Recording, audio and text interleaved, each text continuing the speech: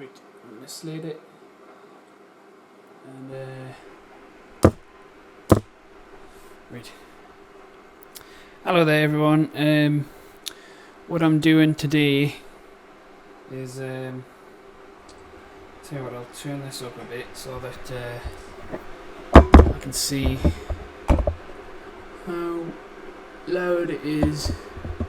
How loud is it when I talk like this? I can't see the levels. Blah blah blah blah blah blah blah blah blah blah blah blah blah blah blah. I'm just gonna trust that this is loud enough. I've got it up to like a 7 or an 8. It might be too loud actually. You can hear the kettle boiling in the background. I'm gonna make myself a cup of tea. I hope the kettle's not drowning us out actually. Anyway, what I'm going to be doing today is I'm going to be doing another abstracts and chill. If you remember my last abstracts and chill, it's just going to be a chilled out video of me doing abstract art and rambling about random stuff. Today's one's going to be a little bit different because I'm actually going to be doing the talk in real time. I'm actually talking. You know, the voice you can hear is actually me, my voice that you could hear if you were actually here with me as well. It's not a, last time it was like a voiceover that I was doing separate to doing the artwork, whereas this time I'm actually doing the artwork and talking. I've got like a roll of canvas here. It's like about, I don't know if you can see, try and get this camera further away. Nah, it's not going to work. Alright, anyway, you just have to imagine. So it's about from my finger down to like my elbow there, if you can see. And it's a roll of canvas, and it's about 2 meters roll, and it's actually my birthday right now. I mean, it probably won't be my birthday anymore by the time this goes, well, it definitely won't be my birthday anymore by the time this goes up, because I've actually got like another video that I need to finish editing and put up before I even put this one up. So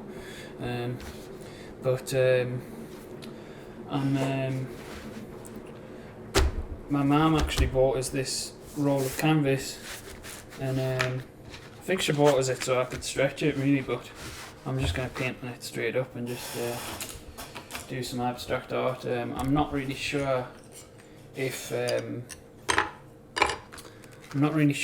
is the best in terms of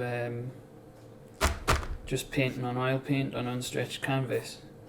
I mean, will it crack if I roll it up again? I don't know.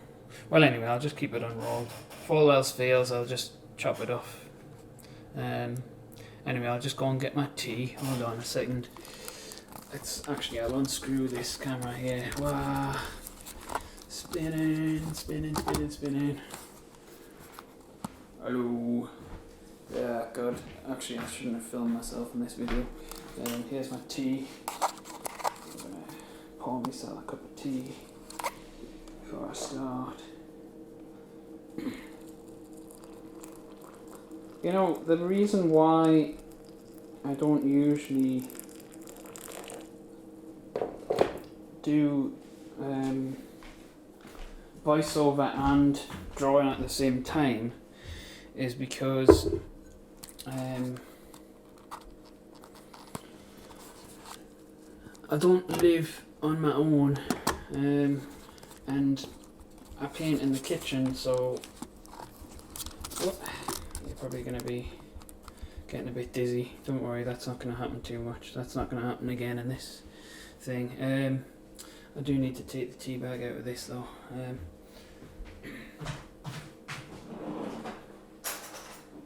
So yeah, while I'm stirring this, like I said, the reason I don't do voiceover and drawing at the same time is because I live with other people, and a paint in the kitchen, so hold on, I'll put this in the bin.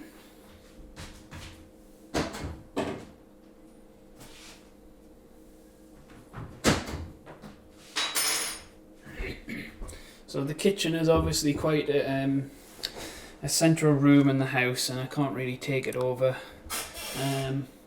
So ordinarily you'd have people coming in and out all the time, and interrupting while I was working. But a lot of people are out at the minute, and there's one person sleeping upstairs, so I thought today I would be able to paint. Let's see now, what am I going to do? Right, what I'm doing is I'm going to start out painting with some of these colours that are left on my palette from the last oil painting that I did.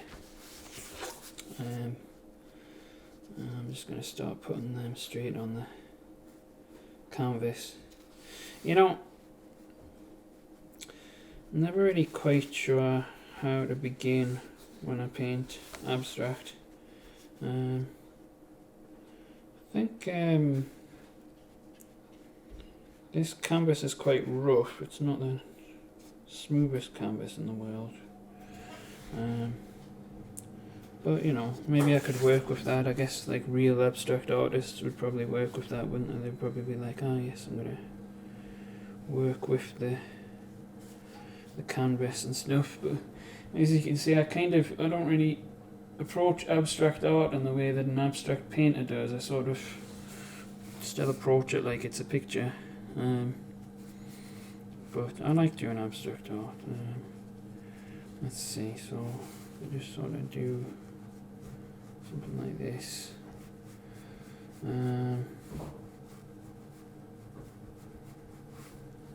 Of course, the last abstract and chill that I did was in oil pastel,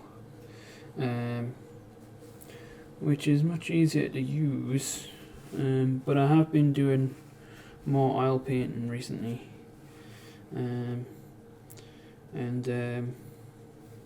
quite fond of oil painting, but it's harder to spread on. I'm just using it straight out of the tube, you know, why not? I don't know if you can even see, well, you couldn't see that top bit, could you? I've done that on the top. And anyway, this is like a 2 meter roll of canvas. It's not very wide, but it's 2 meters long. And I'm thinking of just kind of basically just going full on sort of 2 meter length with it. And sort of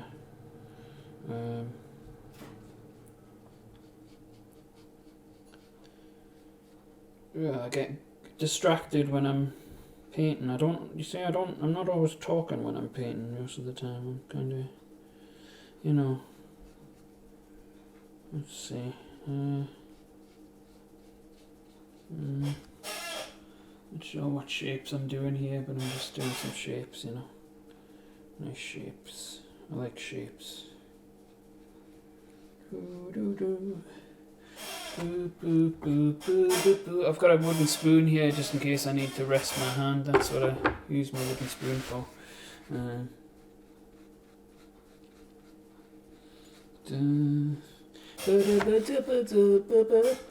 gonna have to move this to the side so you can see what I'm doing over here. Can you see the end of the roll here? I hope you can, because I've got some cardboard on the table, which is making it more bizarre as well.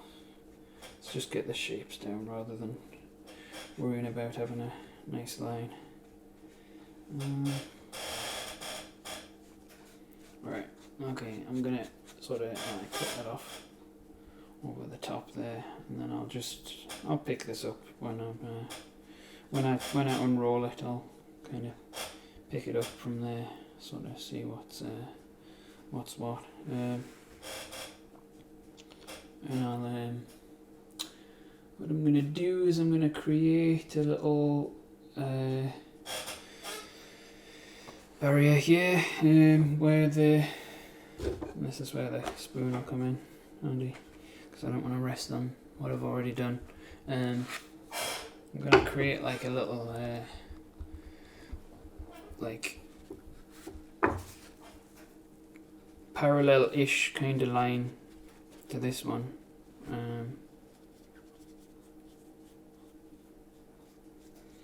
Caught between doing clean lines and doing more expressive lines. Maybe I should just do more expressive lines and then I can just clean it up afterwards. So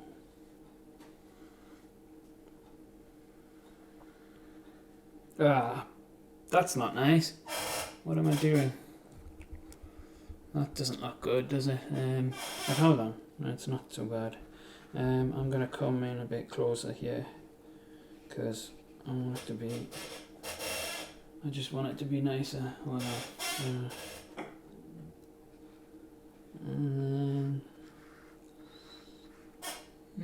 That's a bit more interesting. Caught between. I don't want to go too kind of neatly parallel. I want it to kind of look organic, but at the same time, I don't want it to be like.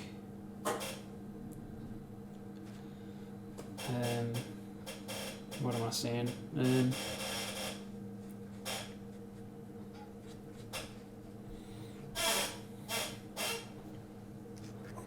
Great. And then what I'm going to do, I'm just going to brush off that brush.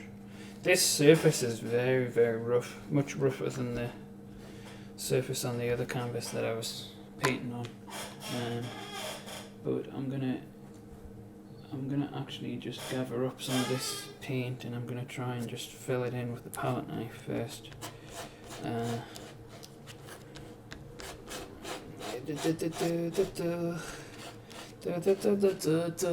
Can you even see that? You can't, can you? You see this problem with having a big surface is you can't even see what I'm doing, can you? See, I don't think I've got enough paint to sort of fill this in properly. I mean, I've got some linseed oil over there, so I can always just spread it out with some linseed oil, but I prefer to just paint straight out of the tube, so here we go.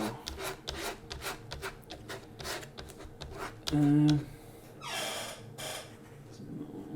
can almost just fill in with another colour, I guess, a similar colour.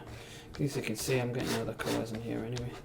Right, there we are. And I'm gonna grab this here brush. No, not this brush. You know, I'm gonna use a bigger brush.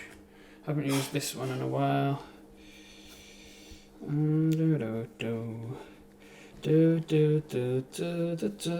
Oh god, don't sing copyrighted music when you record it, Glenn. Wonder how I got that song in my head.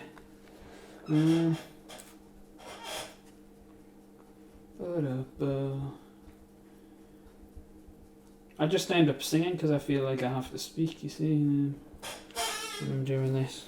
Because you're all listening thinking like, I bet you I'm just murmuring, you know. I bet you this is just all mumble. I bet you can't even hear what I'm saying anyway. I should get a little bit of linseed oil in here. I could always just use a little bit just to kind of spread this a bit better. And the reason why I'm not just dipping straight into the linseed oil is because linseed oil, I always find linseed oil shows your brush strokes really strongly. And I kind of don't like the idea of my brush strokes being too prominent. Try and get some paint from over here.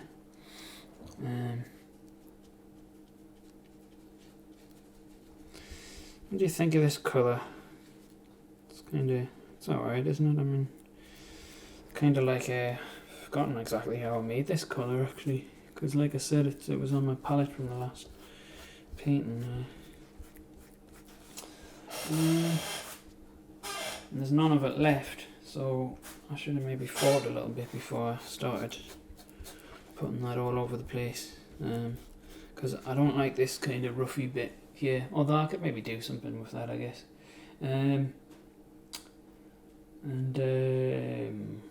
What could I do with that? I could probably do something with that, couldn't I?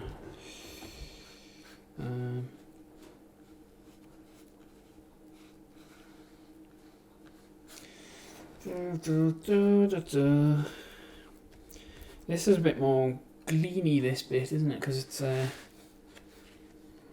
because of it being and then I don't finish my sentence. It's a bit more shiny because of the other paints that have gotten blended in with it.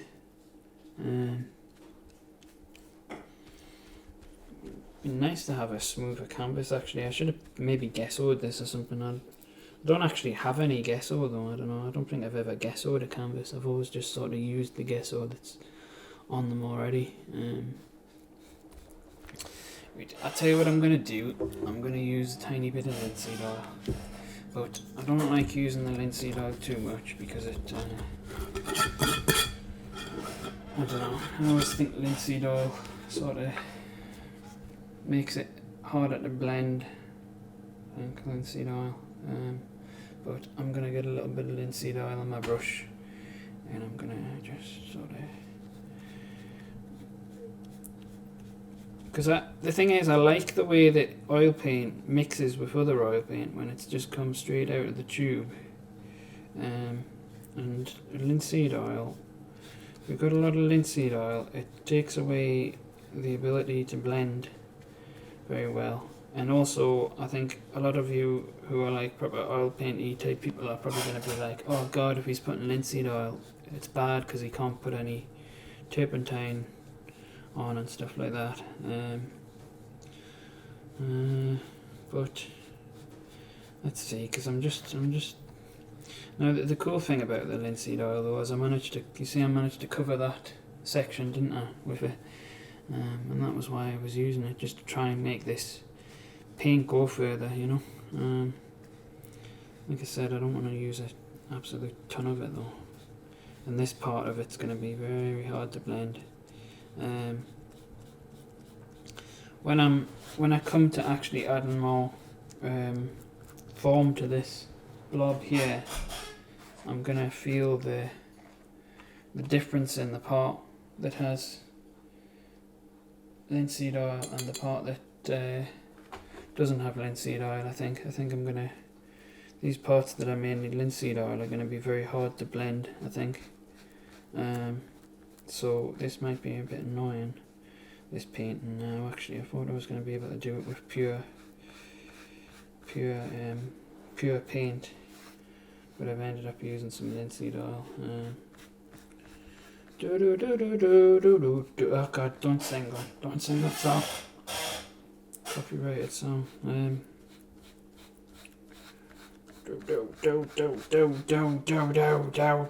That's my very rhythmic, non-musical song instead.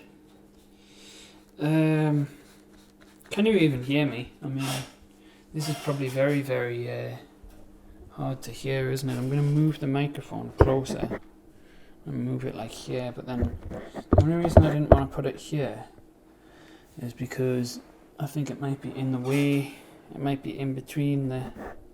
No, I think up here on my jaw might still be the best place. You can't even see what I'm doing, can you? You can't even see what I'm doing. Okay, what I'm going to do then, I'm done with this linseed oil. I think I've spread that out about as much as I can spread it out. The linseed oil has been helpful. Thank you, linseed oil. At this stage it has been helpful, but I'm just doing one tone of this colour at the minute. So when I start adding in blends and stuff like that, I feel like the linseed oil might start causing me issues, but I don't know. Tell you what I'm going to do, I'm just going to close that kitchen door. Oh, it's closed, alright, okay, fair enough.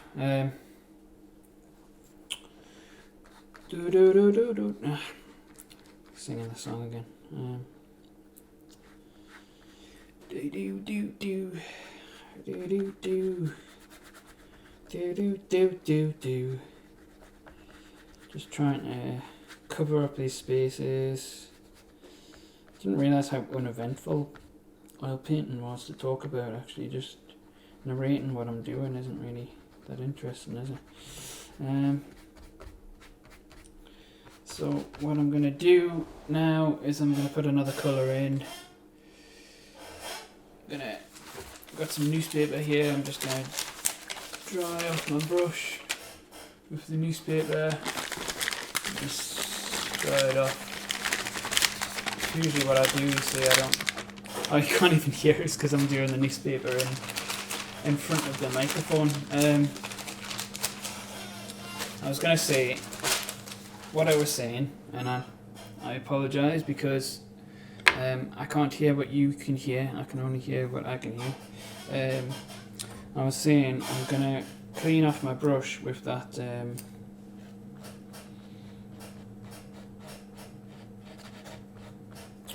newspaper, but I just realised there's still a little bit of paint on my palette knife, so I can sort of spread that on around a little bit more and then get some more of that colour spread around.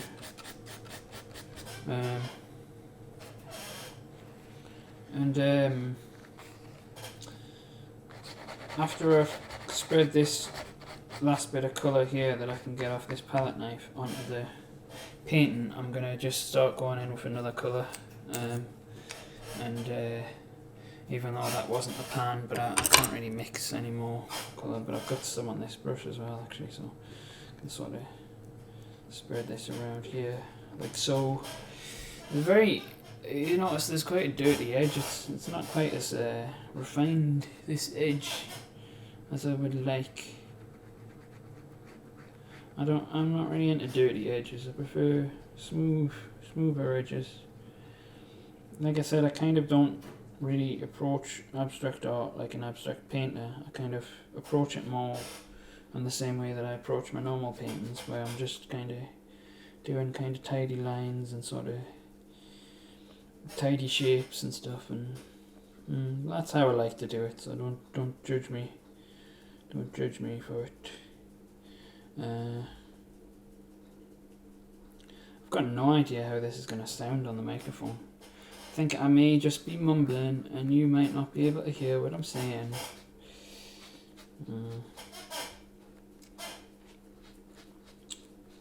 Okay, I've actually got a tiny bit of a spread of this paint. Yeah, actually just from the palette knife. Wasn't that cool?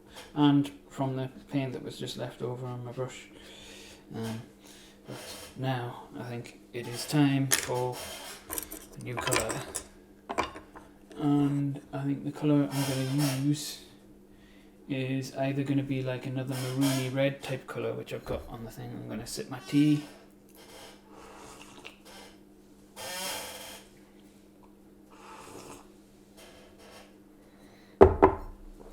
Or maybe I'll just go in a different direction altogether. You know, I think I'm just going to discard this whole section here that goes from here to the end of the painting, and I'm going to come back to that at a later date, because what I'm going to do first is I'm going to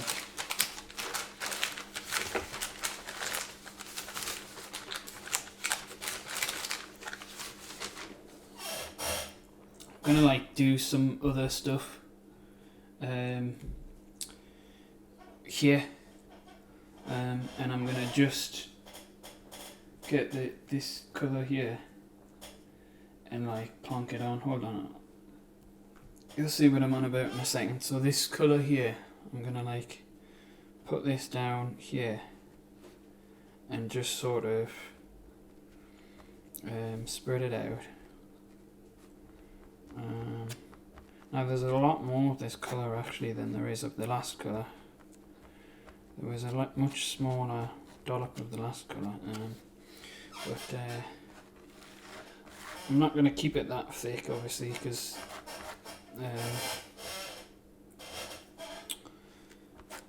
it is a canvas roll, so I'm not going to go too ridiculous with how thick I paint. I might be going too thick just with the idea of, you know, hold on, let's just clean this palette knife. I might be going a bit too thick, just from the idea of clean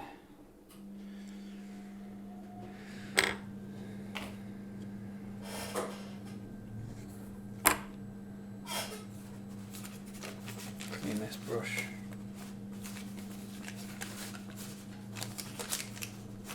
Just get the thick of this paint off. I usually do this with kitchen roll, but I don't have any kitchen roll today, so I'm using old newspaper instead. And usually the paint that's just left on this brush, usually it wouldn't be anything to worry about, you know. It would still have, it's too much of a small brush, this really, isn't it? Get a bigger brush and just dig in.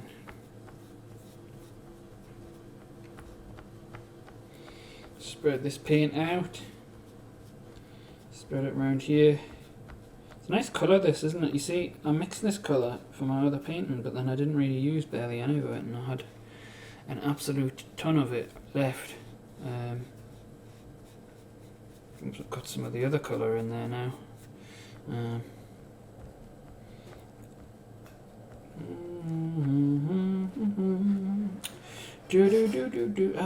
Stop singing that song then. Just gonna try and fill a little shape here.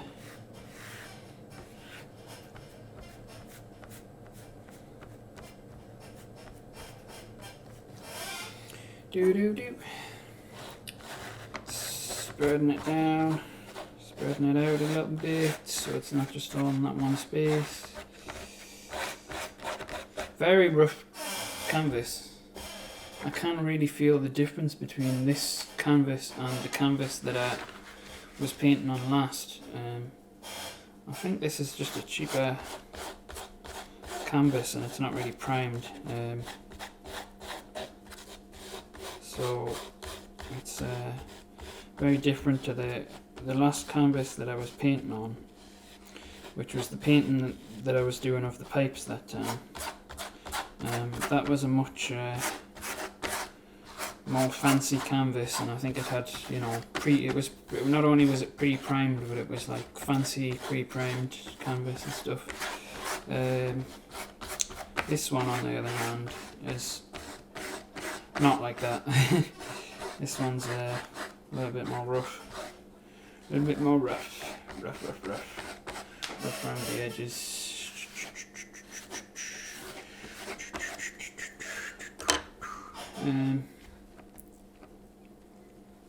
Right, let's see what I can do. Try and get this right up to the edge, clean edge here. Might just have to overlap a bit just to get rid of that kind of fuzzy, crappy edge that I had on the other pink colour.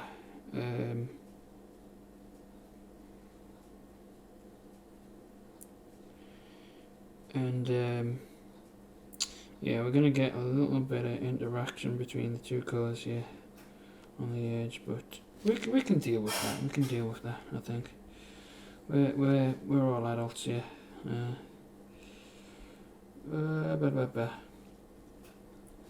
This brush has gotten really clagged, like almost straight away. It's gotten absolutely stuffed, which doesn't happen with the smaller brushes. The smaller brushes are... But mind, I think this brush is maybe like a thicker, like a thinner haze or something. Like, I'll use my small brush again, and I'll just try to use this just to get my edge. Nice edge between the two colours. There's going to be some interaction, but cannot be avoided. Might even add some more interest to the picture, maybe.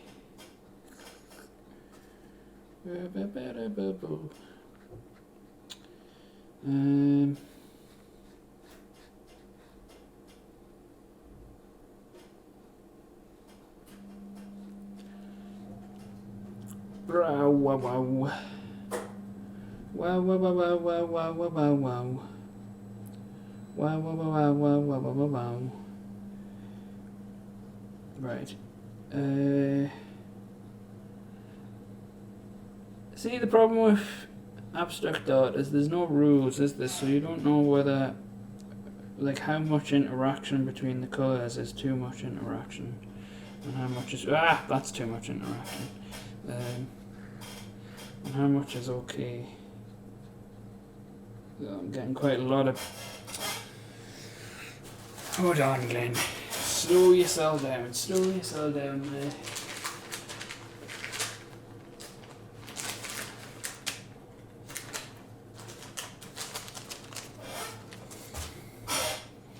I'm probably going to have to stop recording this before I've even really got anywhere with this piece of work, I think.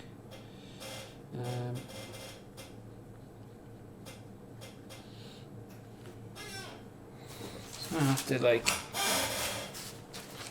take my time a little bit more with this, I think, rather than kind of rushing, because I've just got a big blank canvas and I've no guidance, and I sort of want to, what am I doing here? And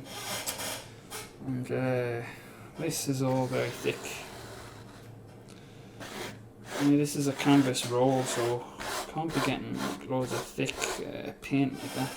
I'll put that back on the palette maybe.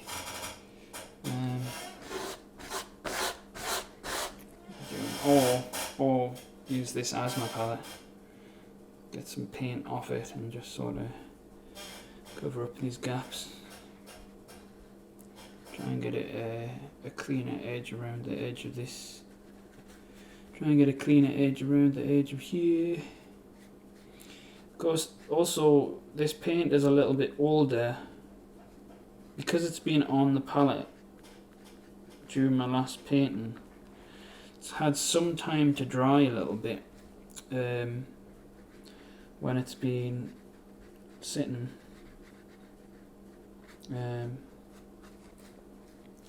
Which means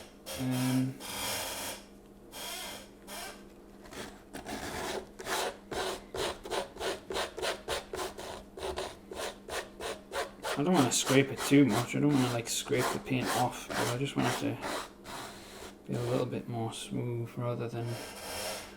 And the paint that I've got left, I think I'm going to put over here. Kind of. Right, let's have a look, because I think I can just smooth this down with my brush a little bit. Of course, this brush is really crusty, so maybe not. Well, it's gotten really crusty since I've been using it for this paint. It wasn't crusty before. And this paint is very thick, it's kind of dried quite a lot.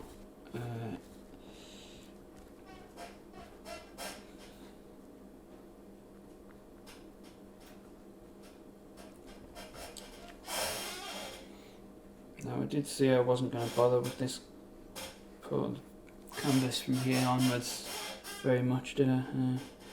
But it appears that I am.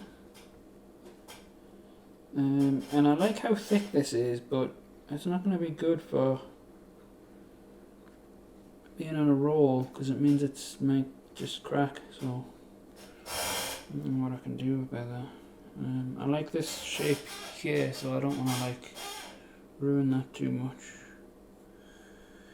Doing it again, Glenn, doing it again. I'm going to spiral off over here just to get some of this paint a little bit less thick.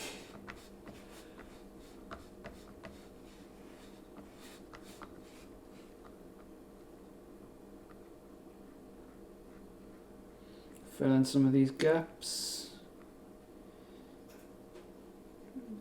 Some of these gaps. Get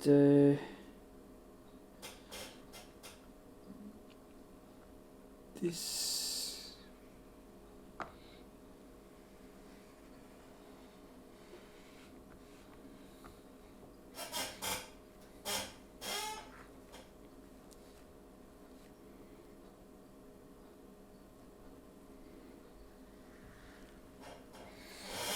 Trying to see if there's any shapes that I'm okay with damaging here, because I've got some nice shapes. What if I just come out there Is that too crazy? No, that kind of looks alright, I guess.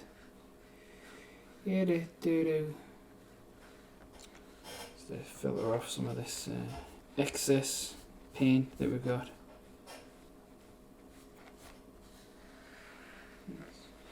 Filter it off into some little shape here. Of course, none of these shapes are going to be very precise because the canvas is really rough. It's a rough canvas.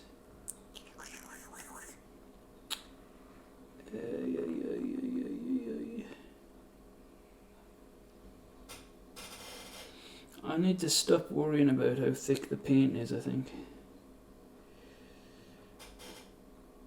You know, I'm worrying too much about rolling the canvas up and stuff, and I'm not even gonna roll it up. I'm probably just gonna keep it unrolled, but then at the same time, why the hell would I put a big 2 meter long stretch of canvas? Because I don't have any space for it. Not in here anyway. Right, okay.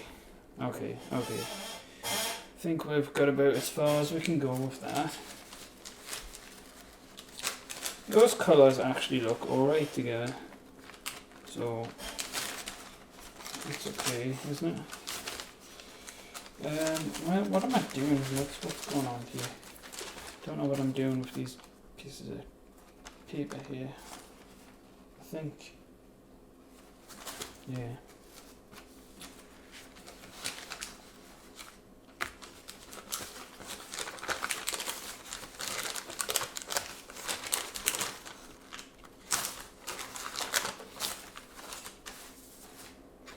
Let's see, right, okay, so what I'm gonna do is I'm gonna get some white, which is on my palette, which is good.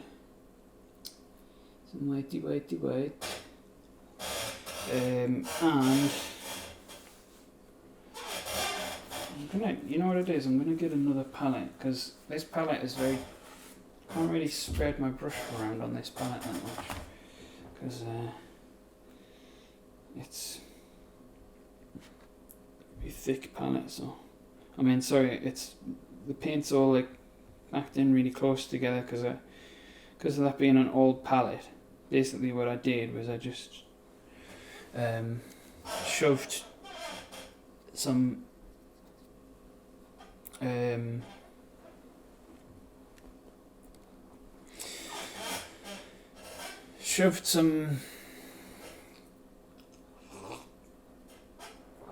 shoved all of the colours that I had. Hang on, I'll show you what I'm on about. This palette here, as you can see, all the colours are in little neat balls, and that's because I kind of got lots of colours from the other palette that I had, and stuck them onto that palette, so that I don't like to like pile the palettes up in the freezer, you know. The freezer being the place where I tend to keep my colours when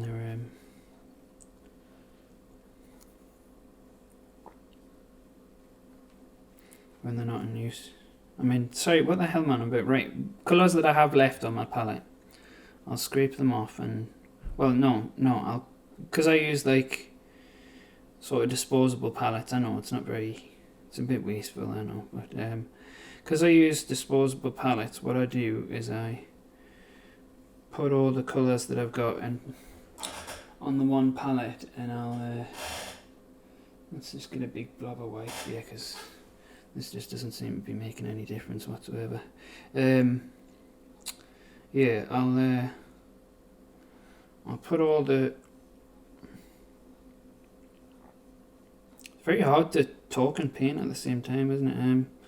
I'll put all the colours that I have left on one palette on yeah, all the colours that I have left on the few palettes that I've been using, I'll put them all on like one palette, and then oh god, that was very brush destroying. It's the kind of thing you just do when you don't care about your brush, isn't it? Should remember not to make those kinds of brush strokes. This kind of brush destruction strokes. But I do want to grab some of this paint here and just spread it around because it's too much. It's too much.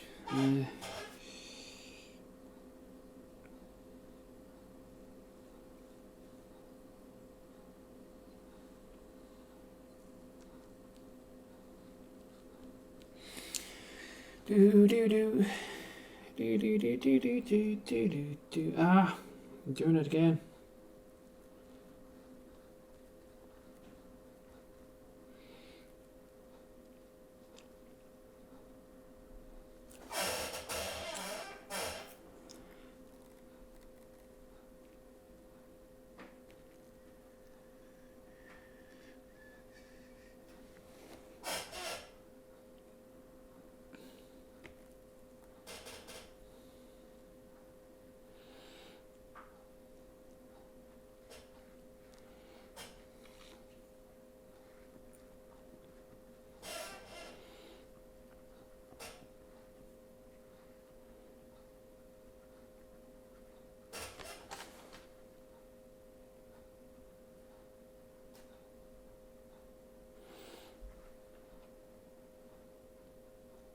And I've just gone quiet. Because it's easier to paint when you're not talking. I'm not sure if this was the best idea actually to kind of do this kind of video. I want to kind of talk and paint, but I'm not sure if I'm capable of doing that. It's very difficult. So yeah.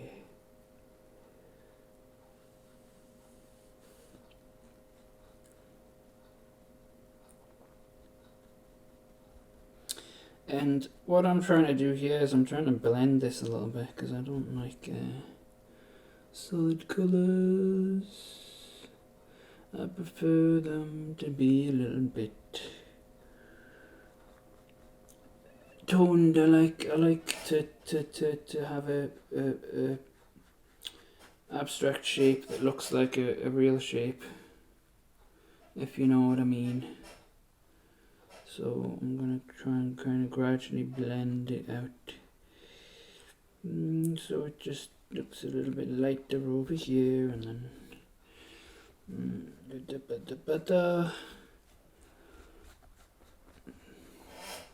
much easier with oil pastels.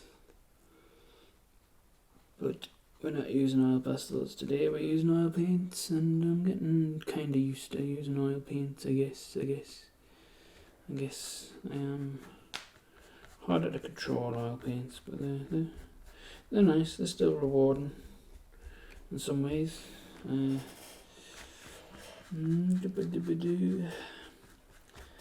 So what I'm going to do after this is I'm going to come in and put some dark around the bottoms.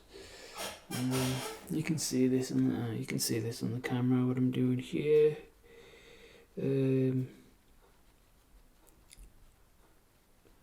Just blending.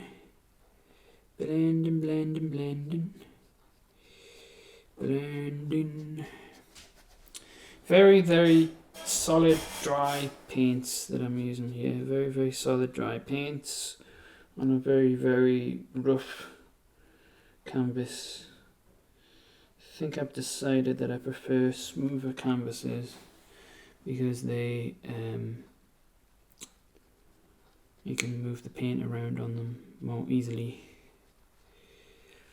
But you live and learn. You do. You live and learn. And I want that to be a bit lighter.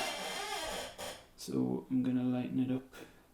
I think I've maybe gone in with the white too early because let's just put a few dots of this white on here.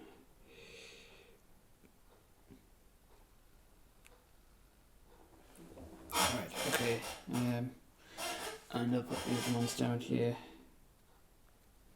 this more white. Right, okay, there we go. And then I'm gonna like clean the white off my brush, like so.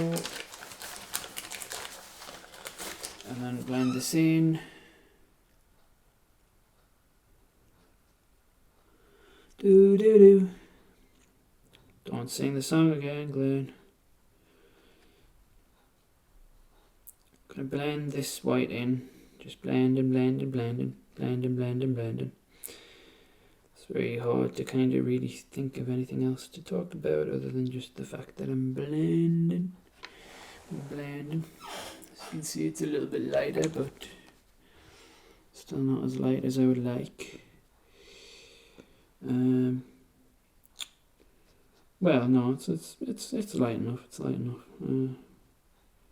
Gonna extend the lightness up here towards the top of your screen here right now, and I'm just gonna blend. Right, I'm just gonna stay near the bottom edge now and just blend, blend, blend, blend, blend, blend, blend, blend.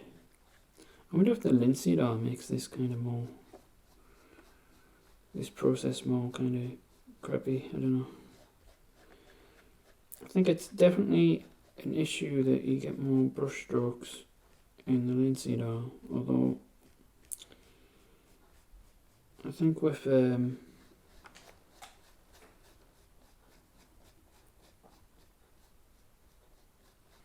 right, okay, that's kind of blended out a bit. Still looks very flat though, doesn't it? It's not quite it's not like a shapely blend. Not like a.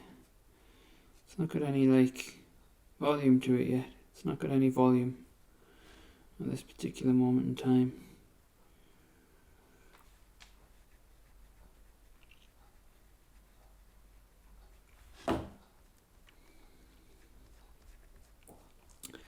Oh, I just can't think of anything to say, so I'm just making noises. Let's see. So I'm just grab this. So I've got some of the rest of my arm on. You bugger. Too big. Too big. Do. Blend it out. Blend it out. Of course, here was where the linseed oil was. So we'll see if the linseed oil changes the way it blends or not. In fact, it seems to actually be helping in some way.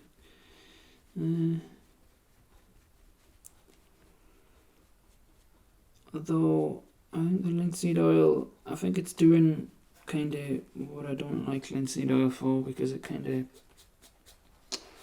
I don't know. Although it is a bit smoother where the linseed oil is.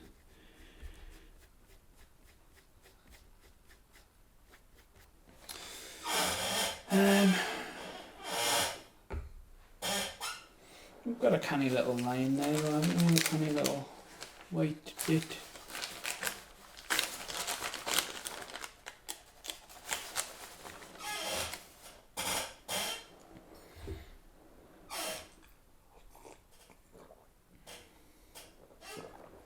Yeah.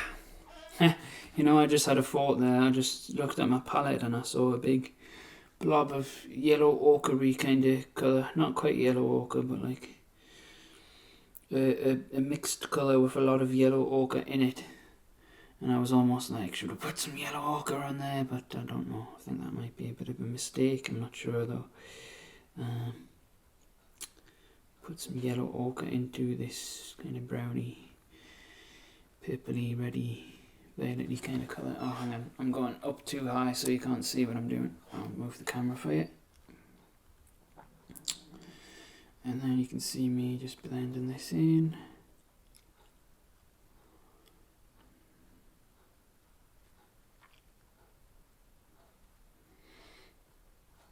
Ooh, that's very thick white there. Very thick white.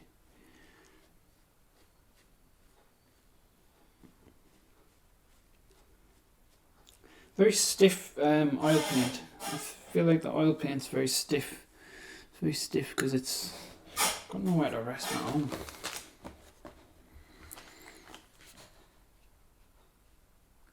I feel like the oil paint's very stiff. It feels very stiff to be moving around. You know, if you hear a real time recording of me painting, you're just going to hear me complaining about my materials not taking any responsibility for what I'm doing.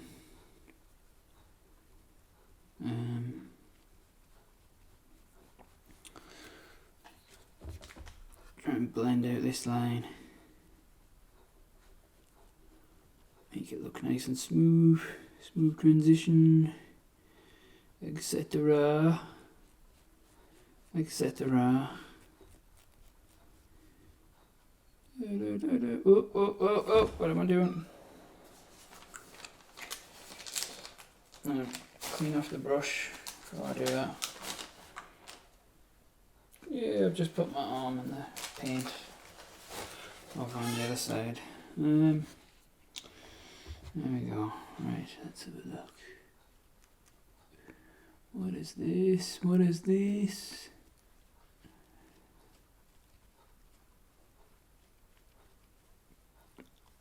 Putting, of course, it's very difficult to bring lightness down into the darkness, I think. Or is it the other way around? Hold on. What am I doing here? Let's try and get me to work out what I'm doing. Am I pulling the white into the dark, or am I pulling the dark into the light? Neither. I'm just sort of trying to get rid of this edge a little bit. Trying to smooth it out. Ba ba ba ba.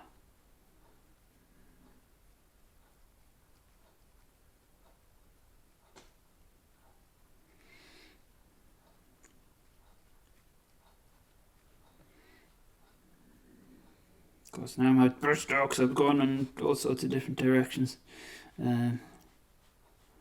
Let's see. I mean, I guess it still has a rough charm to it, but I want it to be smooth.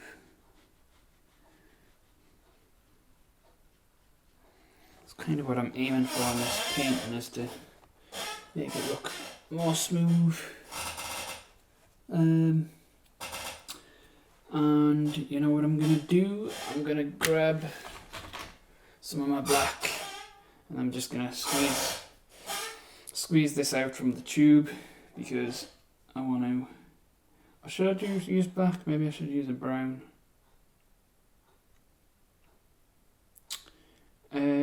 Yes, I'll use black. Yeah.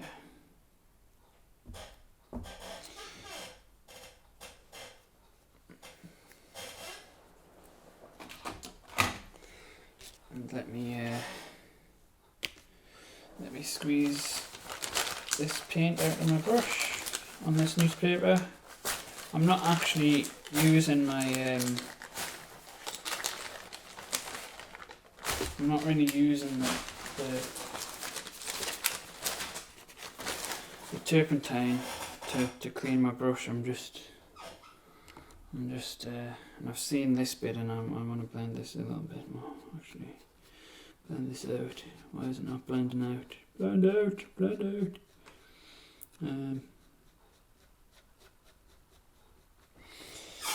There we are. I'm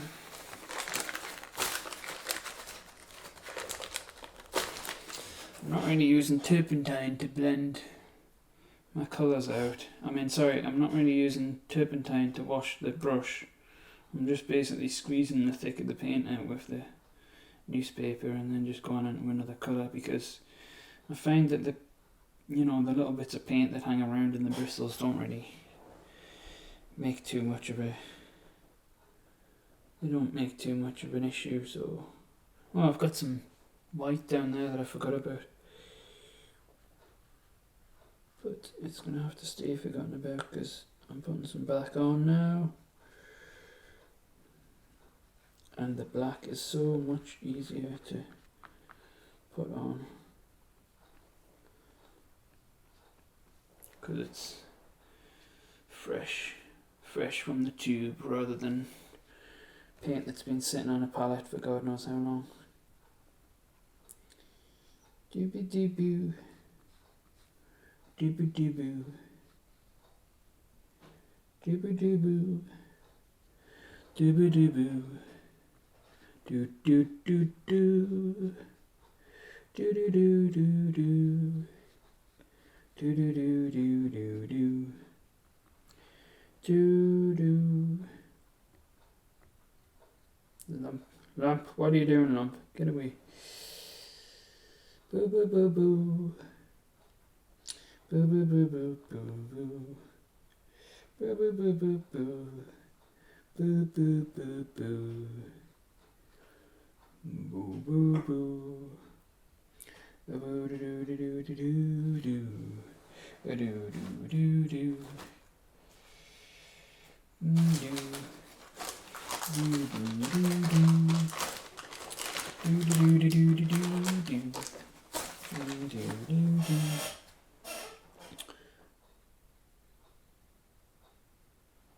Alright, I wonder if I can kind of...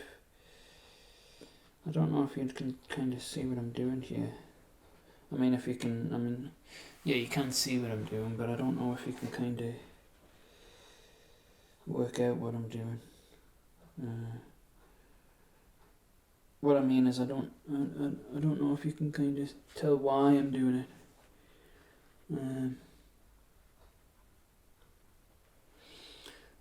Okay, now spread this white now then.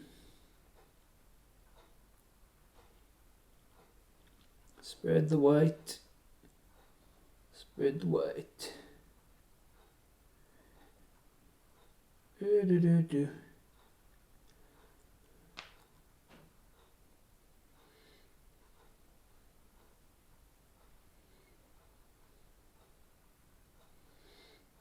And I'm going to pick up some of this white and try and put it here as well.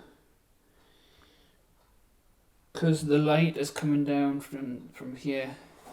I know what you're thinking. You're thinking this is abstract. Well, you're thinking about the direction of the light when you're doing abstract paintings. Well, the reason I'm thinking of the direction of the light is because I kind of want it to look a little bit 3D as well. I don't want it to just be a flat... Well, it's going to be like across one plane, obviously, because that can't be avoided, but I'm just going to do... it's going to be a flat plane, but hopefully the shapes will have volume. I want the shapes to have volume.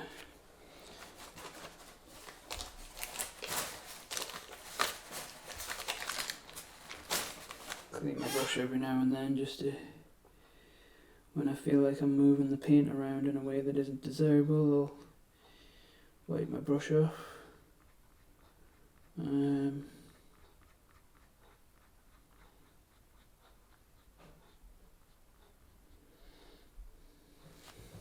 Wipe my brush off again, because I'm going to go up into a lighter part and I don't want to get the dark paint into the light part. I'm going to try and get rid of some of these brush strokes over here. Blend them out a bit.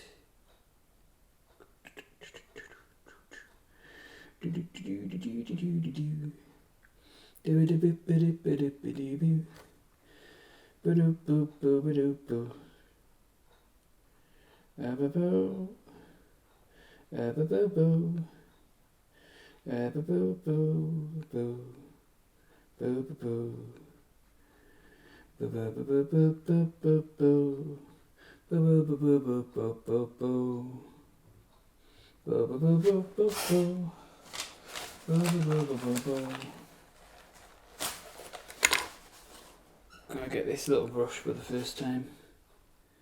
This first time in this session. And I'm just going to brush this line a little bit, just to try and fade it out. Just to try and fade it out, so that it looks like a smooth transition rather than a thingy. You see, this bit is starting to look kind of how I'm wanting the whole thing to look now, which is good. So yes, that dark to light transition is kind of something that I was after. That was an effect that I wanted to see on here.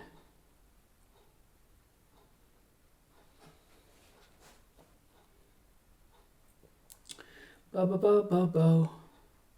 Ba ba ba ba bo.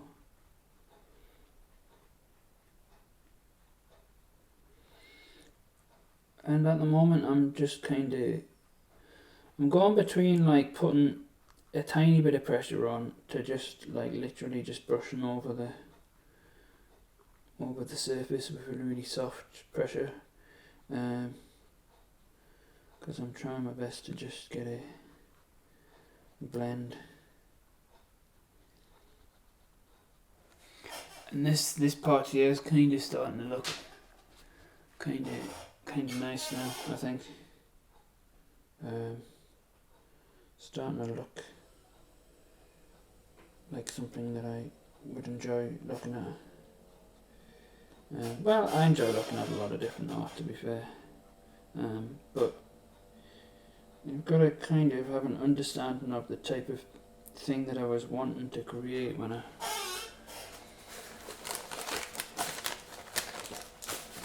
set out. And I'm not religiously, don't get me wrong, I'm not religiously stuck to the idea of making one type of painting, but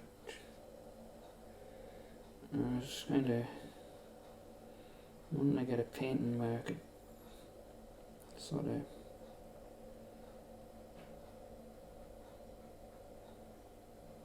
I don't know, certain things that I like to try and achieve in paintings and other things that I don't, Anyway, I'm going to get the other brush now and I'm going to blend this here, painting to the part where the linseed oil was, wasn't it, I think? Was there a lot of linseed oil here? Because it feels all like, I don't know what it feels like, maybe I'm being weird.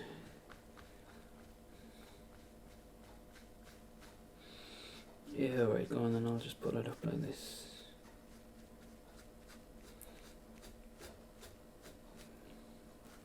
Oh, the linseed oil, yeah. We've got a very overly, well, a strange surface because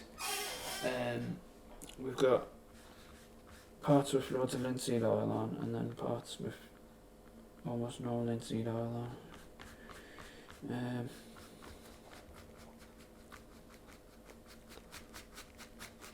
Let's try and just get this all up. I think linseed oil is for people who like to mix colours on the palette, and I like to blend colours on the canvas, so therefore for me I think just using paint straight out of the tube is better than using linseed oil. I think, I don't know. Can you even hear me? Am I just mumbling? I think I'm just mumbling, aren't I? Am I just mumbling? I don't know. That's it's something I didn't really think about that much when I was doing this, is the fact that I would probably just end up mumbling the whole time, so you can't even hear what the hell I'm even saying anyway, which is probably very annoying for you. I'm guessing it's probably going to be annoying having me mumbling the whole time. This is too thick to kind of do anything with it. So what I'm going to do is I'm going to get some of this. No, yes, no, yeah, go on then. You know that yellow ochre that I was talking about before? Well, it's not pure yellow ochre, it's kind of mixed with other things, but it's pretty close to yellow ochre. And now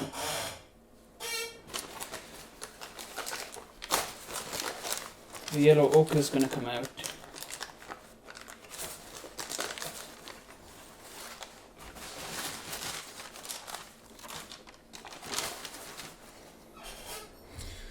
up? Let's have some tea first. My tea's gone cold now. So you guys have been watching this for quite some time. 1 hour and 5 minutes by the looks of it. I wonder how many people are still watching at this time. Right, so what I'm doing over here off camera is I'm dipping my brush inside some yellow ochre, and what I'm going to do now is I'm going to start to apply that yellow ochre onto the canvas like so. Let's get some more and plonk it on.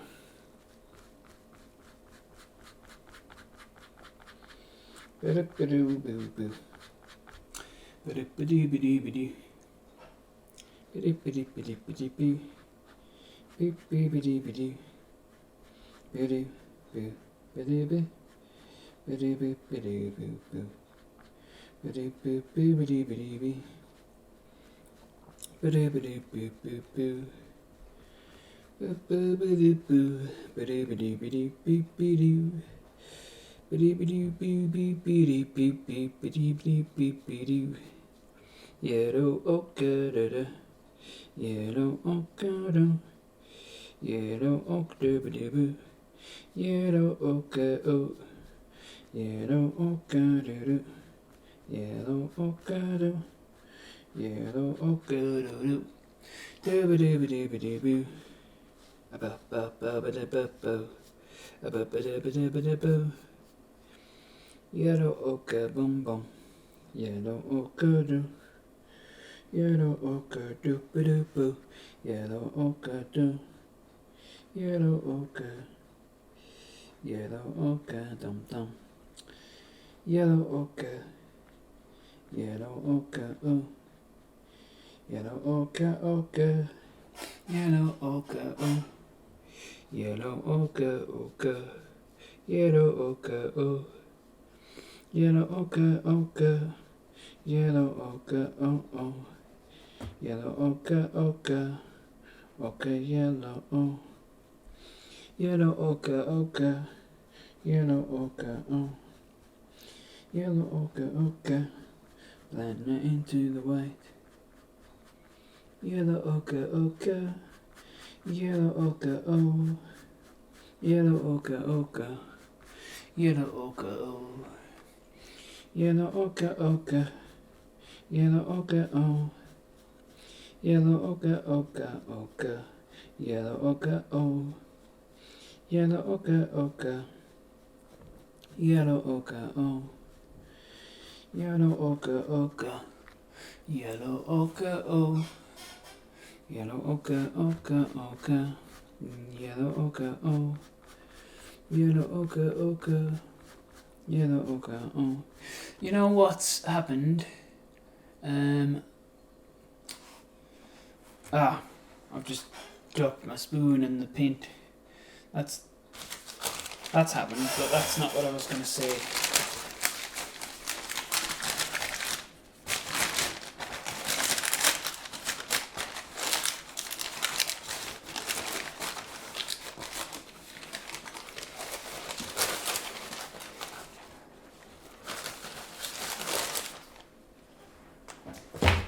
Right, what's happened is this bit looks lighter than this bit.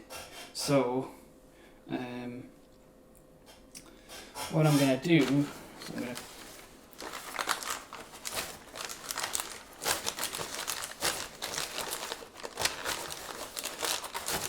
to clean off my brush with the newspaper, and then I'm going to get like what colour should I use?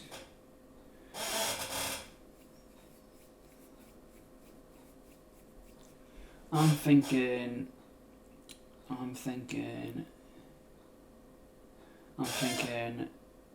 this colour. So this is kind of, this is a colour that I mixed to paint a wall. Like, what I mean by paint a wall, I don't mean actually painted a physical wall, I mean painted a picture of a wall. And it's a kind of, it's a sort of off-whitey, beigey type wall type colour, you know, standard fare in the oil painting industry. I don't know what the hell I'm going on about. And it's very strange. Hold on, let me just clean off this brush because I'm just being a bit odd.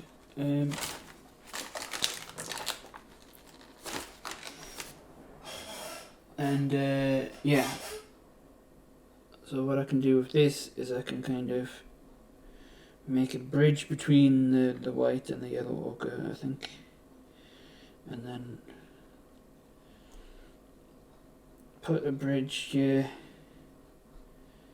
between the yellow ochre and the other stuff. Now I'm gonna,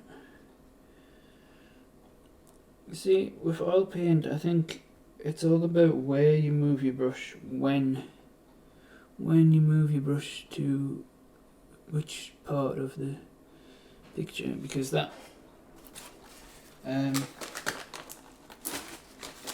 if I'm deciding to kind of blend this edge, I can't just jump up here and then back down without cleaning my brush in between, otherwise I'm going to get some strange things happening, you know. Strange things might be okay sometimes, but in this particular instance, in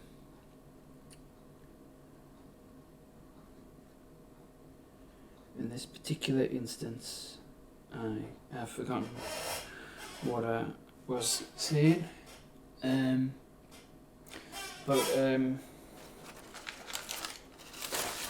that looks quite nice in the camera actually, but it's not quite what I was going to do, because I don't want that to be brighter than the white. I want it to be less bright than the white, so I'm going to brush it up, like this, up. I think I went in with the white too early. I should have kind of worked it a bit with some other colours before I put the white over the top, this top edge, because now I don't know what I'm doing. Beep beep beep beep beep beep beep beep. Just blending it up, just blending it up, 'cause I don't want that bit to be brighter than the other bit. I'm just blending it up, blending it up. You see, it's still lighter there than I think, so blending it up, blending it up, blending it up, or am I accidentally blending it down?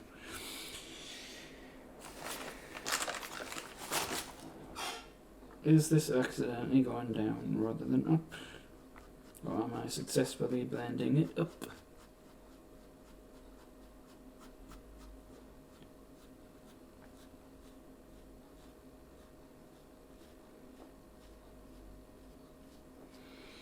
Right, where's that going? It is going up a little bit. I mean, it looks nice, if nothing else, doesn't it? It's quite a nice colour there. Should I put some more white on? Should I, do you think? Should I do that? Go on then. Go on then. Let's do it. Well, this white's kind of mixed a bit with the yellow ochre, or whatever the hell colour I was just using.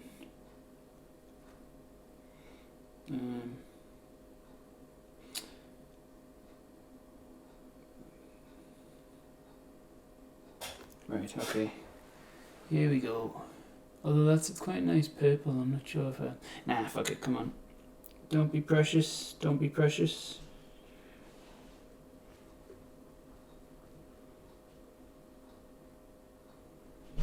And here I'm going to pause the sound because I'm not alone anymore. Hello there, people. Right, so you heard my you heard the sound that I was just recording on set there. I mean, on set. Is a kitchen really a set? Well, not really, not on set. You know what I mean. The sound that I was recording while I was painting. That's what you just heard.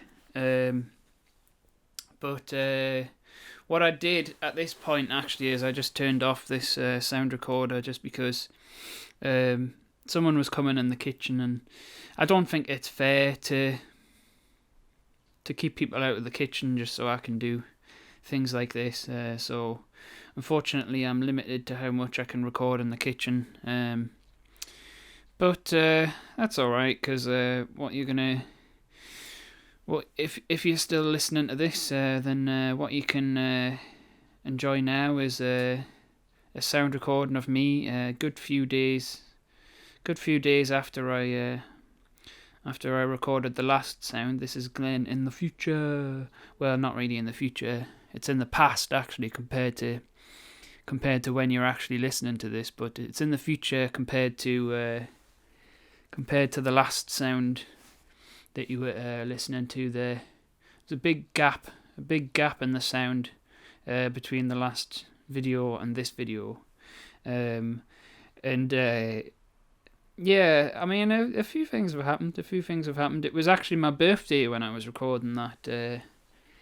When I was recording this footage that you're watching right now, and the sound that was accompanying the footage until just now. Yeah, it was an alright birthday. I mean, it's lockdown right now in the United Kingdom. So, I mean, I can't do what I would normally do on my birthday, which is go out and have a meal with friends and, have some drinks with them afterwards and that kind of thing, unfortunately. So, that's quite sad. But, we're alright because it was a canny day anyway.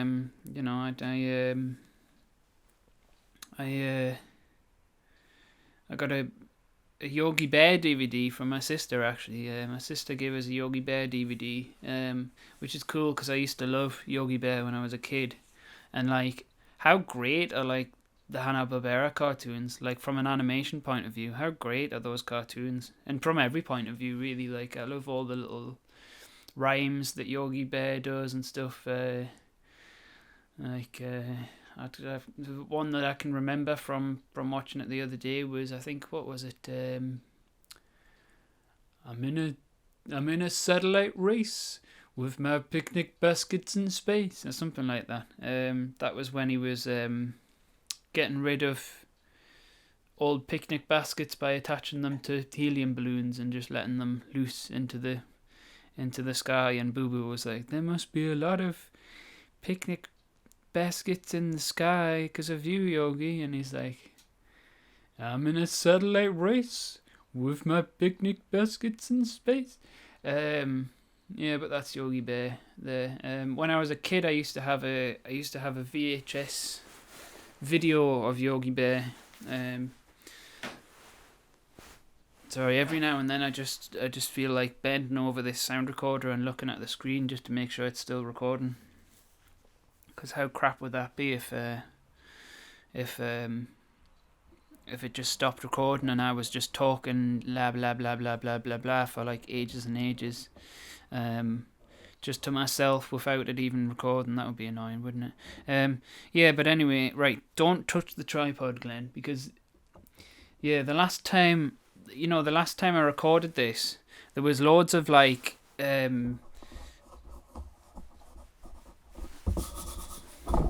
kind of noise, wasn't there? There was loads of like background noise of basically me. When I'm sitting recording these things, I'm wearing a nice warm pair of slipper socks, and and I'm kind of, rubbing my feet together with these slipper socks on and stuff, and also like rubbing them against the legs of the tripod and stuff, but kind of without realizing it, actually, to be honest. The tripod being the thing that I've got this sound recorder propped up on, for these longer recordings. I'll put the sound recorder on a tripod. Unlike the shorter recordings, the ones that I do with just my usual time lapses, with them ones, I tend to just hold the sound recorder, whereas with these longer ones, I'll put the sound recorder on a tripod. But yeah, there was a lot of background noise, so I've got to remember to just not be touching this tripod and fiddling with it, because it'll go straight into the microphone, and it'll make like some weird background noise to my talking, which is kind of strange. Also, another thing that I've just remembered is there's a ticky clock in here, and I forgot to put that outside the door before I started this, so I'm just going to go and open the door and put this ticking clock outside.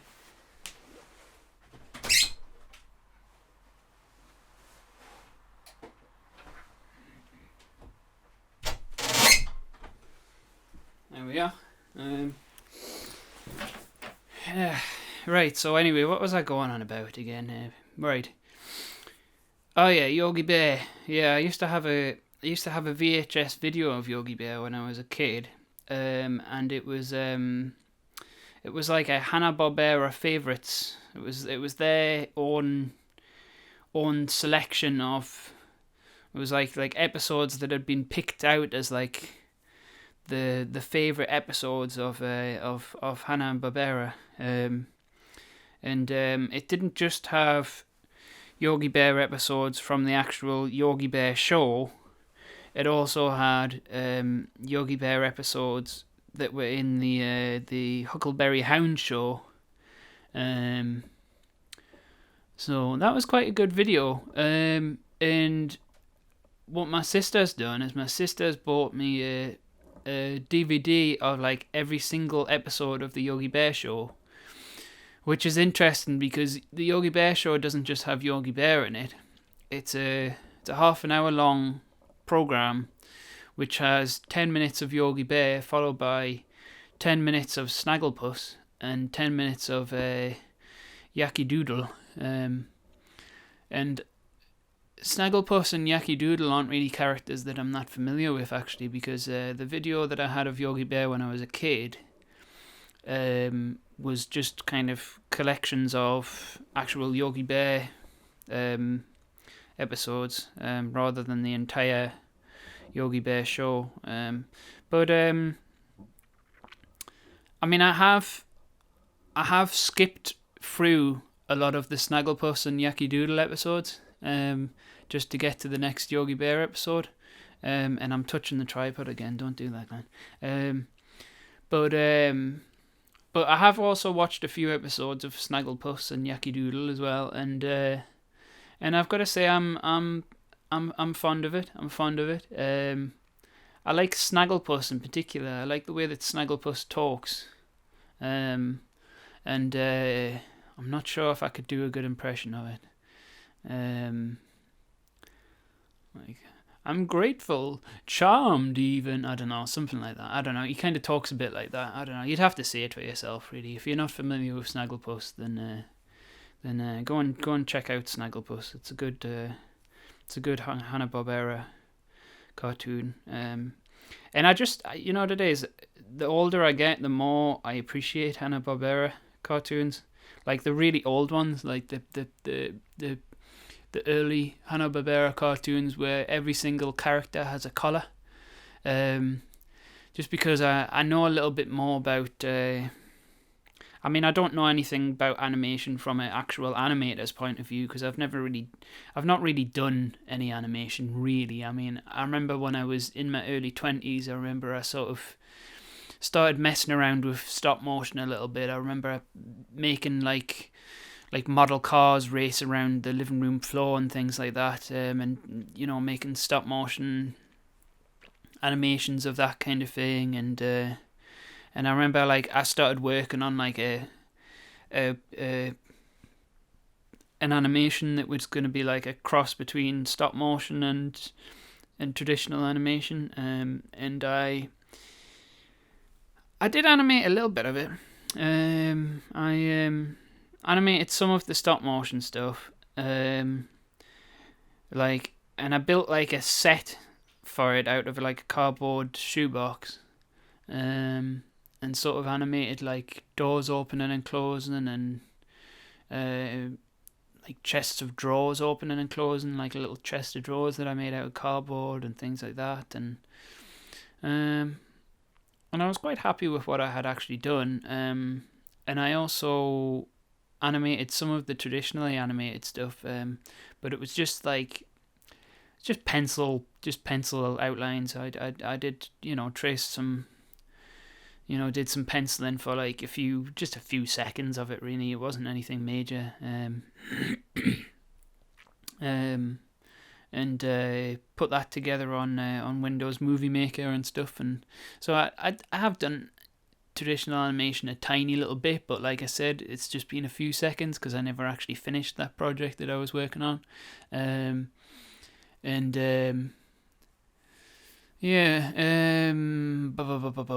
I talking about again? Yeah, so anyway, obviously I'm very into animation as a fan, so I'm into it enough to know a little bit, a few bits and bobs about the technical side of animation. How you actually animate things and stuff, and knowing that makes me appreciate the Hanna-Barbera cartoons more and more. Like I really appreciate all of the like clever things that they did in order to save time on that thing. Like it's a very, very pragmatic, minimalistic kind of style of animation. You'll see the backgrounds are very minimal, and like I said, all the characters have collars so that like you can animate their heads without having to animate their bodies, and like a lot of the backgrounds are looped. That's the classic thing that people always spot in those Hanna-Barbera things, is that the backgrounds are looped and things. And then they do that thing where when a character's about to run off the screen, the character will sort of lean in the direction that they're about to run in, and then there'll be a few frames, and then they just turn to like speed lines, and you just see them go like whoosh off the screen like that. And when I was a kid, I thought that was a stylistic choice. You see, I never even thought about it, but as an adult now, I know that that's something that they did to save animation time. Because you only have to edit a few frames of them, about to run in one direction, and then just make them disappear and replace them with speed lines. And it's I just really admire things like that. I just think they're really clever. And it looks great. Like the minimal designs, the kind of backgrounds, which are they're very like textured backgrounds, aren't they? In the old Hanna-Barbera cartoons. I think, to be honest, like I would even go as far as saying that like some of the time when you see Yogi Bear and Boo Boo standing there, and the background has like a brown path, a very minimal brown path, and then like some minimal green bushes behind them, like it almost has the vibe of like a Rothko painting or something in the backgrounds, to a certain degree, almost, with those block colours and things. I like it when they go to restaurants as well. I like the sort of minimal restaurant backgrounds where they've got like just like a block colour with like a few fancy looking windows, and then they'll just have the table in front with the characters sitting at the table, and I just think it looks great. It looks really good. And I appreciate it more and more as I grow older. But yeah, that's my thoughts on Hanna-Barbera. I still think Yogi Bear is my favourite Hanna-Barbera cartoon. Although I like all of them. They're all really good.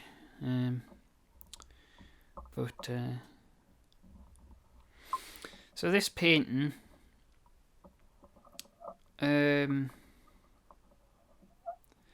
this is me messing around with abstract art again, and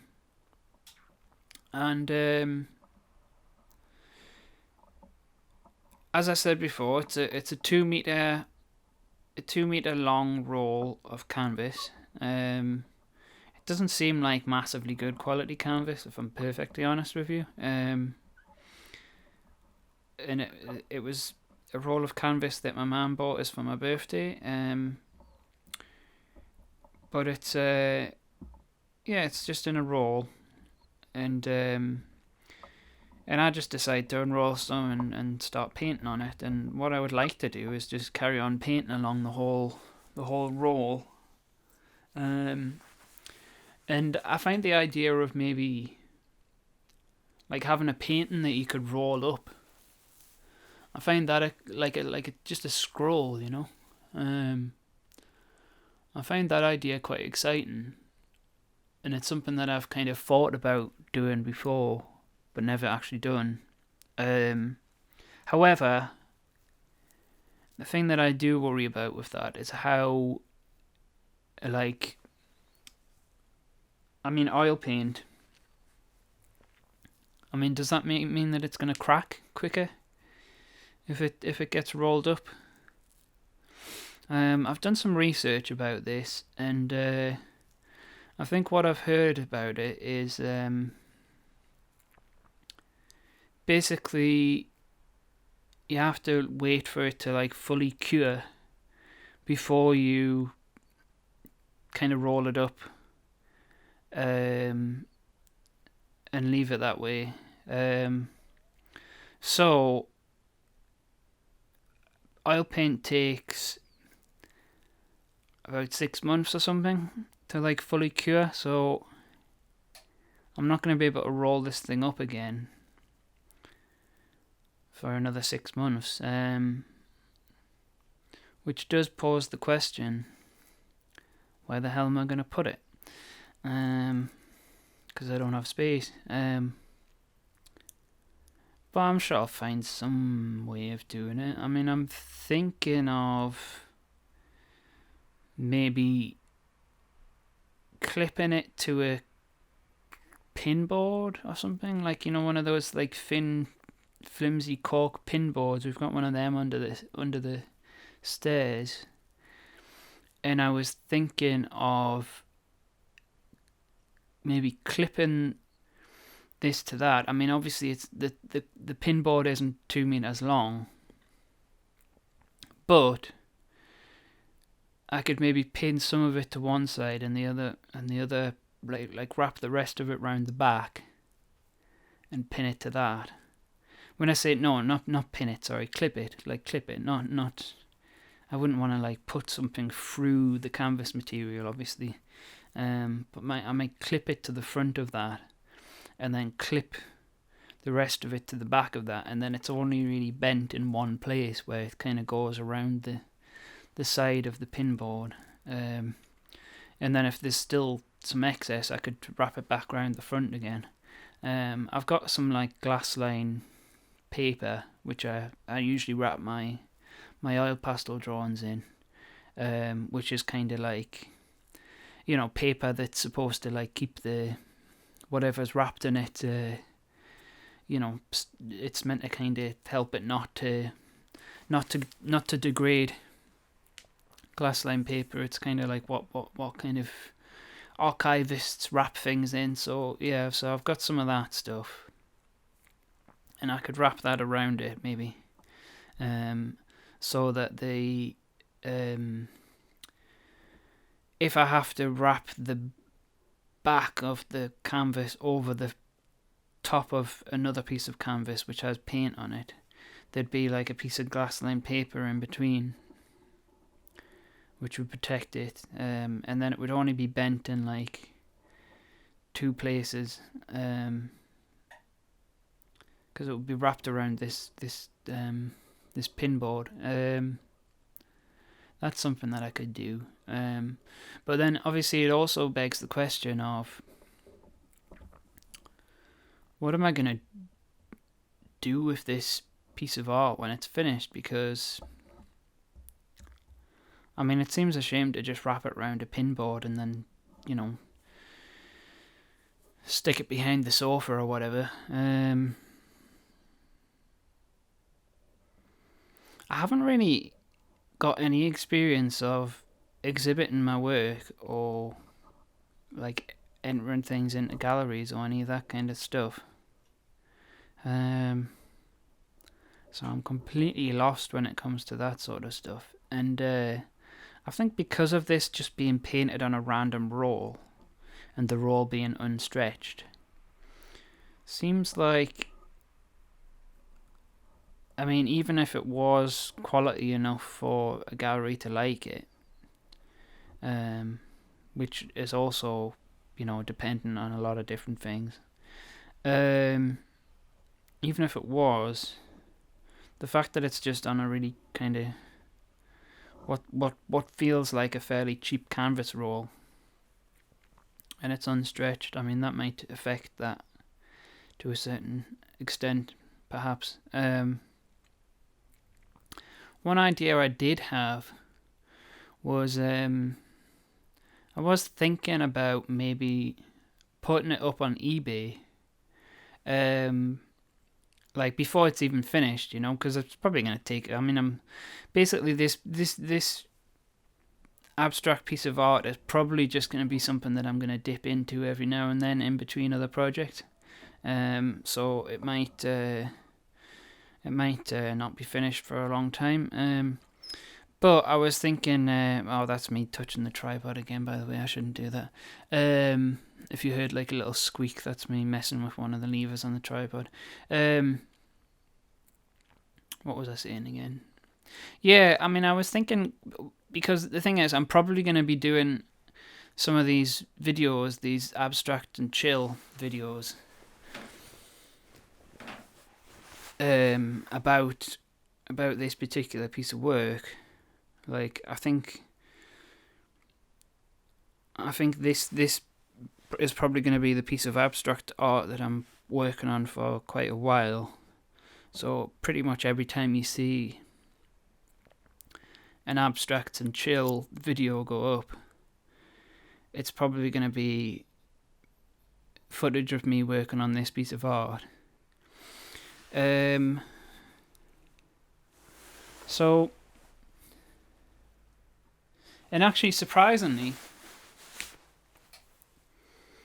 the last video that I did, in this kind of like series, I guess you could call them, of the abstract and chill videos, that one actually did pretty well for my channel. Like, I got about 300 and odd views for that video, which was quite good, really. Yeah. And, sorry, now I've gotten distracted again because I saw there was a piece of hair sticking out of the microphone. Has like a kind of sleeve that goes over it, and I saw a piece of hair coming out of that, and I pulled the piece of hair out, and now I'm sort of holding the piece of hair and sort of prodding the microphone windsheet with the piece of hair, which is kind of hypnotic in its own sort of way. And I think the piece of hair is probably small enough that you probably can't hear it in the microphone, even though you're usually having something like rubbing against this sheet, like I just rub my finger against it there. That would usually be very, very prominent in the microphone, but I don't think this hair will be prominent in the microphone. But it's very, very hypnotic to watch this piece of hair just kind of dragging across this microphone, and doing that has completely distracted me from what I was actually talking about before, so I can't even remember. But anyway, I'm going to put this piece of hair down on the, just going to brush it off my hand now, and carry on. Oh, there's another piece of hair over here. I'm going to pull that out. Whoa, this one's a long one. And it wasn't really stuck in. This one was just sort of sitting on the surface. But anyway, I'm going to throw that one down on the floor as well now. So, what was I talking about again? Yeah, this. Right, okay, so I'm probably going to do more of these abstract and chill videos, because I quite like them. I think they're kind of fun, you know. I think it's good to just have some just chilled out background noise sometimes when you're working or whatever. And like, so I think you know, I feel as if these videos are actually videos that people might actually enjoy as well. Like some people who, you know, who like just listening to people ramble on about stuff for a while. I'm one of those people. You know, I sometimes put on real-time videos of YouTube artists that I like, just kind of talking over real-time art sometimes. Yeah, so I'm probably gonna make some more of these videos, and they're probably gonna be about this. They're probably gonna feature me painting this piece of art. So one idea that I had about what I could potentially do with this piece of art when it's finished, and just as I'm saying that, I've just had another idea. But one idea I had was maybe putting it, I mean, originally it was putting it on eBay and just sort of seeing, I mean, if it's possible on eBay to have like just an auction for it, and to just like basically put the auction date as like, you know, like a whole year or something. And then at the start of these abstracts and chill videos, I could just mention like, oh, if you like this piece of art, it's on eBay, so, you know, go and put a bid in for it. And it might be that it only gets like a few pound, and it ends up costing a lot more to ship than I get from it, so I might actually make a loss on it. But I mean, it's not as if I'm mailing artworks like this out all the time, so, you know, maybe I could just do that as like an experiment. It's quite a kind of fun, seems like quite a fun thing to do with this piece of art. I did research selling art on eBay though, and like a lot of people said it wasn't so good. And also apparently there was like some weird sort of like TikTok trend where like there was like TikTokers who weren't artists, who were sort of like making pieces of abstract art and like selling them on eBay or something like that. So like, I think that would possibly put off some people who actually, you know, like abstract art, because like, it's like, yeah, I get it, like, you know, if you like the art, it shouldn't matter who made it. You know, if you've got a piece of abstract art, I guess it shouldn't really matter who made it, because it doesn't change the artwork. But at the same time, I don't know, I think when people who aren't really artists, or who don't consider themselves artists, and who don't really like abstract art, just sort of make abstract art as sort of like a joke, and then kind of like try and sell it to people. It kind of, I think, like, if you actually had like bought one of those pieces of art, it would kind of, I don't know, I think it would bother you, just because it's almost like these people are kind of having a laugh at your expense and thinking that you're an idiot kind of thing. If that's even what they did, I haven't even seen any of those videos, to be honest. But I heard that there was like a trend of like TikTokers selling abstract art on eBay.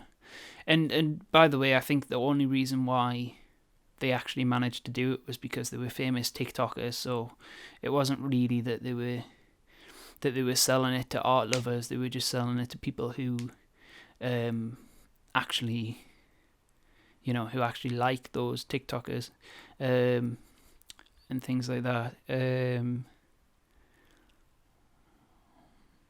I think, I don't know.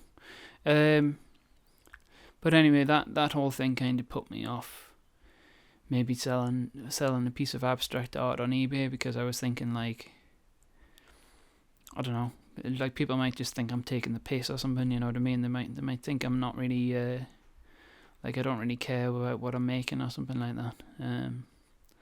I don't know. But I did look at like some other websites. There's a website called eBid that's apparently pretty much the same as eBay, except actually they take a less of a chunk of what you like. Apparently eBay takes like quite a big chunk of what you of the value of what you sell on there, whereas eBid takes a considerably smaller chunk of what you sell.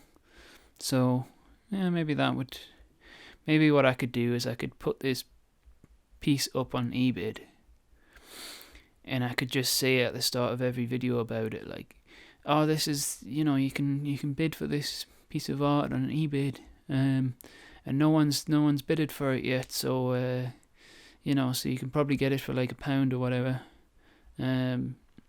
So just, go on there and stuff, and then, I don't know, maybe, I mean, who knows how, I don't know, maybe am I being too ambitious here if I say that, like, it's possible that this channel might actually grow quite big by like in a year's time. Maybe I might have like 1,000 subscribers or something. Ooh, imagine that. That would be cool, wouldn't it? And then maybe there'd be like a few more people who had bid for this piece, and then I don't know. Nah, to be honest, I think it's unlikely that I would get much for it. Even if this channel had grown to like, just scraping 1,000 subscribers by then or something, like, I still think like it's probably unlikely that all of those people are going to be bidding for a piece of art on eBid. I mean, yeah, but you never know. Anyway, like, I still think I would be happy to like just sell it for like, a £5 or something, if it was part of this like kind of experimental way of selling it. Do you know what I mean? Like, I don't think I would ordinarily be happy like selling my artwork for £5, obviously, like, because I mean that's like ridiculous, considering the amount of time that you take to make it and things. But like, I just think like maybe just because I was kind of doing something weird and experimental with it, like, I would be okay, sort of thing. Like, it wouldn't even be about the money in this instance, sort of thing. Like, maybe like it would be like, just like a cool way of just experimenting with getting my art out there, of like, saying at the start of every video, oh, you can bid on this piece of art on eBay. I'm doing like an experiment here where I'm seeing how much I can get for this piece of art or whatever. And that would be interesting. It would be an interesting thing for my videos as well, maybe. That was an idea. But the other idea I had, which I've just had now actually since I've been talking, is like, maybe I could just give it away to someone. Like a random YouTuber. I'm not a random YouTuber, a random YouTube audience member. A random subscriber, maybe. Like, but then again, I've said that I'm going to give things away to subscribers in the past, and then I haven't given anything away to subscribers, so maybe my subscribers don't really trust me anymore with that kind of thing. They maybe don't trust me to like give them shit anymore, because I remember I said that once I got 100 subscribers I would give everyone a free comic, and that never happened. Partly because I haven't actually made a comic since then. Actually, I was working on a comic at the time that I thought I would get finished by then, but it's just sitting in a box, and there's still a few pages left to do on it, and I'm painting at the minute, so I'm messing around with oil paint, so that's on a back burner for now, which is okay. It's okay. I've gotten quite a lot of things finished in the past year, so I don't have to freak out about everything that I don't get finished. But it's at the same time, it's probably best not to get too complacent about it, because when you get complacent about not finishing things, and you think like, oh, it's okay, it doesn't matter, sort of thing, that's the kind of trap that will end up in you not getting anything finished. So yeah, it's best not to get too complacent in that way. But that being said, I have gotten quite a few things finished in sort of from the end of 2019 till now. So over this past just over a year, I have gotten quite a lot of things finished. I have released 2 comics and gotten another comic published in an annual, the 9 Volts comic annual. I got a comic published in there. Anthology, sorry, not annual.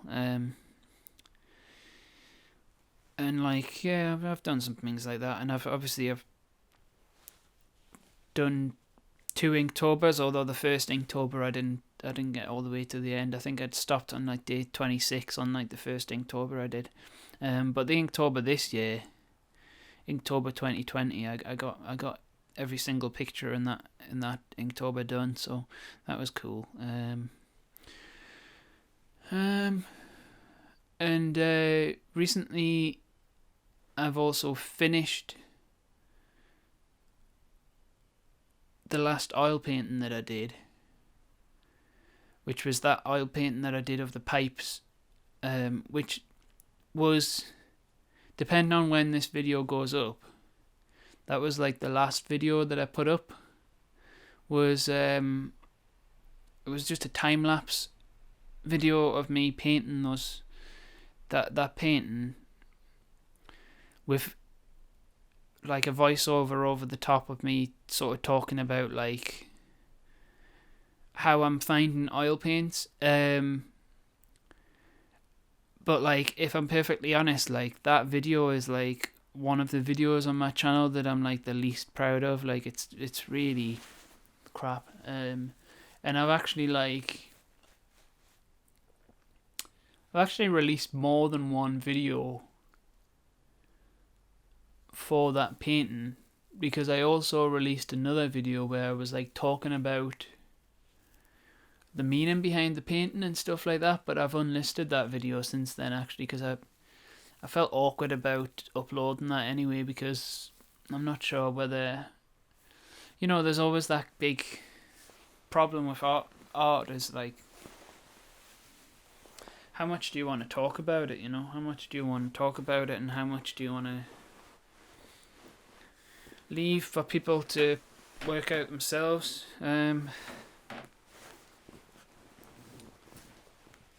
I don't have any art education, right? But I did do film. I did filmmaking as a degree. And I remember in my filmmaking class, my lecturers were always kind of telling me, lecturers, tutors, whatever you call them, I don't know what you call them, the university teachers, they were always telling me don't like hide the meaning of your work, you know, like talk about it, you know, like people need to know it kind of. But you see, that's more of a practical thing, because it's more like, you know, when you're I guess if you're a filmmaker, if you get to the point where you're doing it professionally, which obviously I guess they were trying to teach us to do, then like you've got to get like producers on board and you know, different things like that. So obviously, like, you want to kind of fully sell the project to people, you know, and kind of get them all excited about the meanings involved in it and all that sort of stuff. So yeah, in filmmaking school, they tell you off for trying to keep the meanings of your work to yourself, and they say like you should just like talk about them openly, you know, tell everyone, tell as many people as you can. And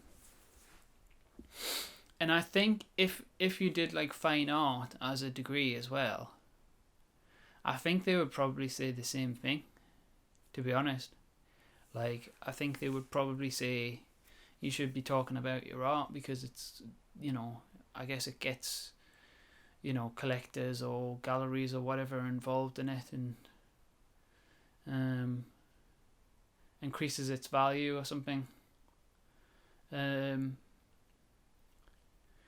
that being said, just because they say that doesn't necessarily mean it's right. Because one thing that we're forgetting here is just whether it's a good idea from an artistic point of view, you know? Like, it's obviously it's clearly a good idea from a practical point of view to talk about your work and talk about its meaning and stuff, but from an artistic point of view, is it a good idea? I don't know, that's harder to answer, isn't it, really?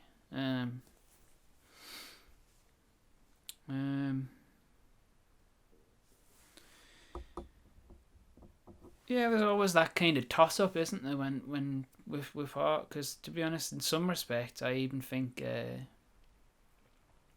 making a YouTube channel about your art, in some respects, sort of maybe cheapens it a little bit. You know, I mean, I don't know, like, because what is YouTube? I mean, YouTube's a bit of a weird sort of. It's very much a form of like very fast, quick, consumable entertainment, isn't it? YouTube and you know, sometimes I do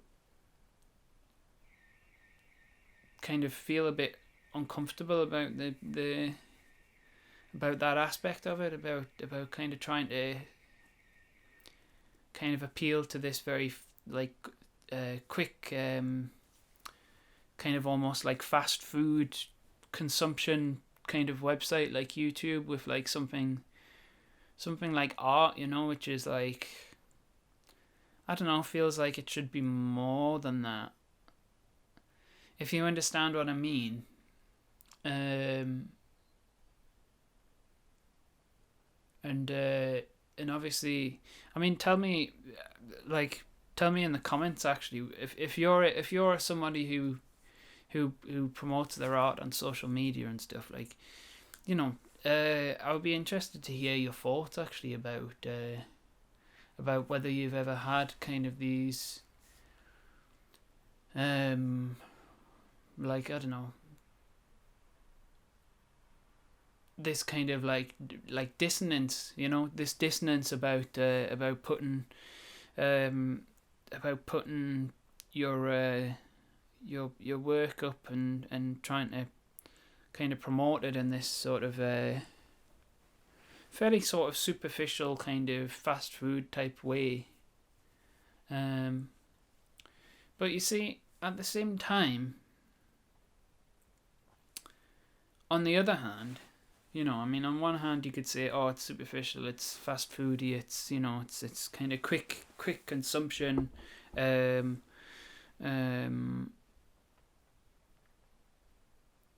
one hand you could say that, but on the other hand, I do think that there are some art YouTubers who manage to sort of transcend that to a certain degree.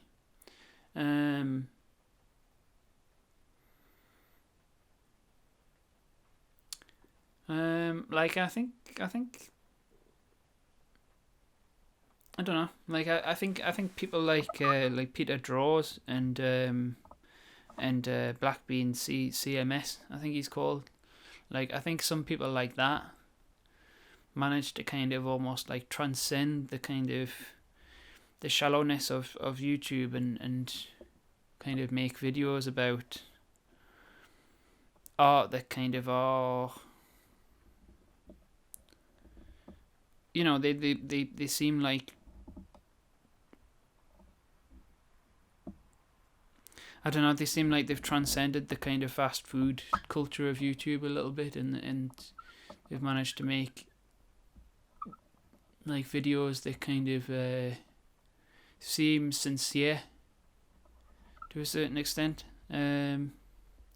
So like, I mean, those are two that I can think of, but that's actually another good discussion actually. So like, you'll notice how I keep on asking people to leave comments. I mean, I know, yeah, of course, yeah, on a very cynical level, yeah, leaving comments is good for the algorithm, but at the same time, it's kind of, you know, I'm always curious to hear from people as well. You're like, at the moment, I've got few enough comments on this channel that I can read all of them. You know what I mean? And it's and they're good. You know, I like hearing from people. So anyway, sorry, what was I saying again? Yeah. So those were two YouTubers that I mentioned that were kind of that I feel like kind of almost managed to sort of transcend the fast food culture of YouTube, and they make art which is kind of individualized, and things like that, and like and they present it in a sincere way, and like I was wondering actually if you guys know any other YouTubers who are like that, then please mention them in the comments. I can actually think of quite a few more. Actually, to be fair, I only mentioned Peter Draws and Blackbean CMS because they're quite big channels. But when it comes to like smaller channels that are kind of more on the same size as mine, like I can think of quite a few more. And actually, some of you might even be listening to this. Actually, that Dan Driscoll, who I think listened to my last Abstracts and Chill, which was really cool. Like I think his YouTube channel, like presents art in a very sincere way, and manages to kind of transcend the, like I said, transcend the fast food culture of YouTube and actually make something which kind of seems more sincere and meaningful, which is good. So if you are listening, Dan, like keep up the videos. Like I like your videos, and also like some of my other friends as well. That's my panda and stuff. Like when I say friends, it seems a bit weird calling these people friends because I've never actually met them. They're just kind of internet friends. But yeah.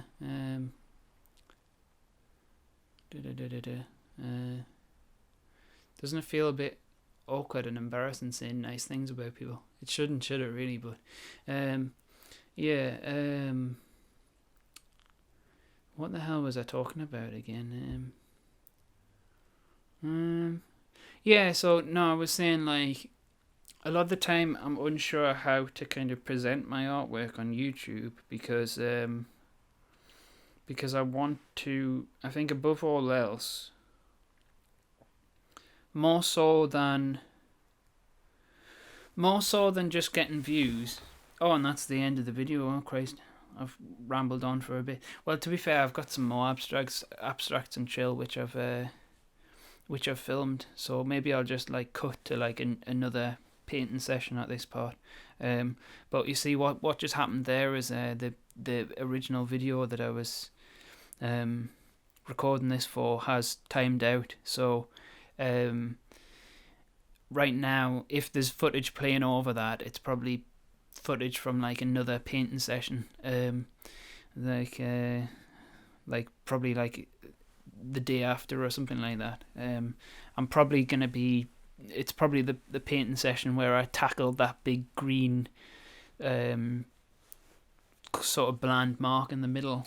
Sort of tried to texture that a little bit, but I'm gonna probably save most of that for another abstract and chill video, and I'm gonna try and wrap this up here. But I was just on a good train of thought there, just as that ended. Like that always happens. So what the hell am I talking about again? I think I should probably finish off that good train of thought that I was just on. Yeah, no, I was going to say, above all else, I think as a YouTuber, I think I want to make videos that that have an element of sincerity to them and don't like cheapen the work that I'm making.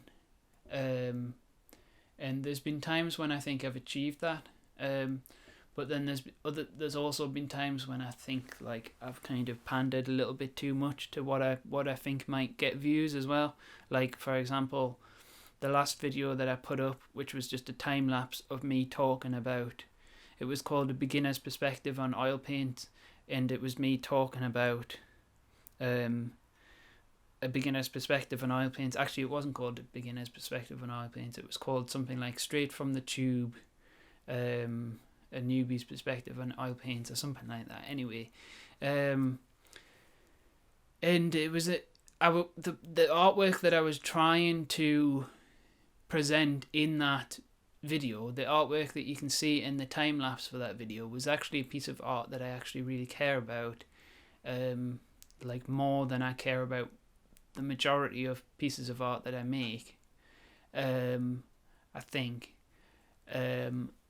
because I kind of feel like some of the thoughts that I had when I was making that piece of art kind of ended up in the painting, like not deliberately, but they kind of ended up in that painting, which meant that it kind of seemed quite like it was a painting with depth to it,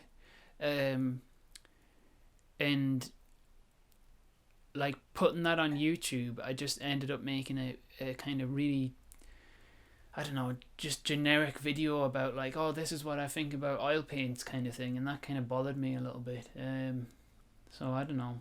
And to be honest, like, I was doing that because I was trying to find a way of presenting it that would be like actually be interesting to people who didn't know who I was and stuff, which is most people, obviously, because I've got about 127 or 128 subscribers at the minute. So most people who come across this channel probably aren't going to know like who the hell I am. But doing that, I think I made a really, really boring video where like the voiceover over the top of it was much more monologuing and like autistic, and I'm allowed to say that because I am autistic, so I'm not like but like, yeah, there's sometimes when I do monologues which are like extremely autistic and monotone, and that was one of them, and I don't know, so it wasn't a video that I was particularly happy with, and it didn't get many views.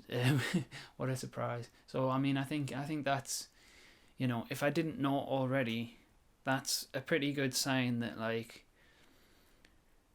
rule number 1 of YouTube is don't pander to what you think the algorithm wants, don't pander to what you think will get clicks, etc, etc.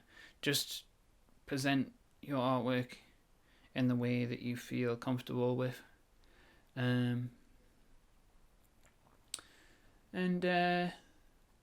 it's hard to do because it's hard to think of ideas, isn't it, really, to do things. I mean, to be honest, even if I had just made a time lapse with me just talking about random crap like I am over this video, I think that would have even been better. But anyway, we're quite, now that I've been talking for a while after the video that I was watching while I was recording this is over, and I'm probably going to have to edit in some video from the next session that I like I said, the next session that I did on this piece of art. I'm probably going to have to edit some of that in to kind of make up for it. What I think I'm going to do now is I'm going to end this video, and because it's a long one, I'm going to give you another little code word that you can include in your comment if you've watched it this far. And that code word, because I'm sitting here wearing a pair of slipper socks, that code word is going to be the words slipper socks. So if you can include the word slipper socks in your comment somewhere, did I just accidentally say if you can include slipper socks in your socks somewhere? Did I just say that accidentally, or did I just imagine that I said that accidentally? I don't know. Well, anyway, if you can include the word slipper socks in your comment somewhere, then I'll know you watched the whole video, and I'll be like, yeah, cool, sort of thing. Well, I might not necessarily say those exact words. In fact, I probably won't say those exact words, but you know, something along those lines. That's what I'll be thinking anyway. So, yeah, once again, thank you for watching the video. You know, like it, subscribe to it, get the bell to ring. Maybe if you're brave enough, you could click the bell icon, and you'll be kind of you know, harassed by another one of my videos every time I put one up. If you like the idea of being harassed by my new videos, then yeah, click the bell icon, definitely. And you know, all that usual stuff. Can you hear the rain outside? It's just started raining. And I'm in a shed, so I've got some like electronic equipment, like a laptop and a sound recorder in here, which I'm going to have to carry back to the house somehow. I mean, am I going to be able to like stick them under my coat, do you think? Well, actually, to be fair, I think I want to bring my camera out and do some more like spoken intros or something to some other videos or something like that. Right now, I don't think I'll just go straight back in. I don't know what the hell that rain's gonna do. I've got these slipper socks that I'm wearing, and then I've got like another pair of slippers at the door that are the slippers that I used to kind of walk across the garden initially. And the idea of walking through the pouring rain, I mean, it's not that far. I've not got like a huge garden or anything. Like, it's just a tiny little, you know, back garden. So it's not as if I've got miles and miles to walk or whatever, but I do have to walk across a lawn, and like grass gets very wet in the rain. So yeah, and I've got to do that in slippers. I'll be alright, you know. It's not gonna kill us, you know. Might mean I can't wear them slippers for a while. But you know, whatever. Anyway, I should wrap up the video now. So I've already said all the like and subscribe crap. So yeah, thank you very much for watching. Remember to mention the word slipper socks in your comment if you've watched the whole video. And thank you very much, and goodbye.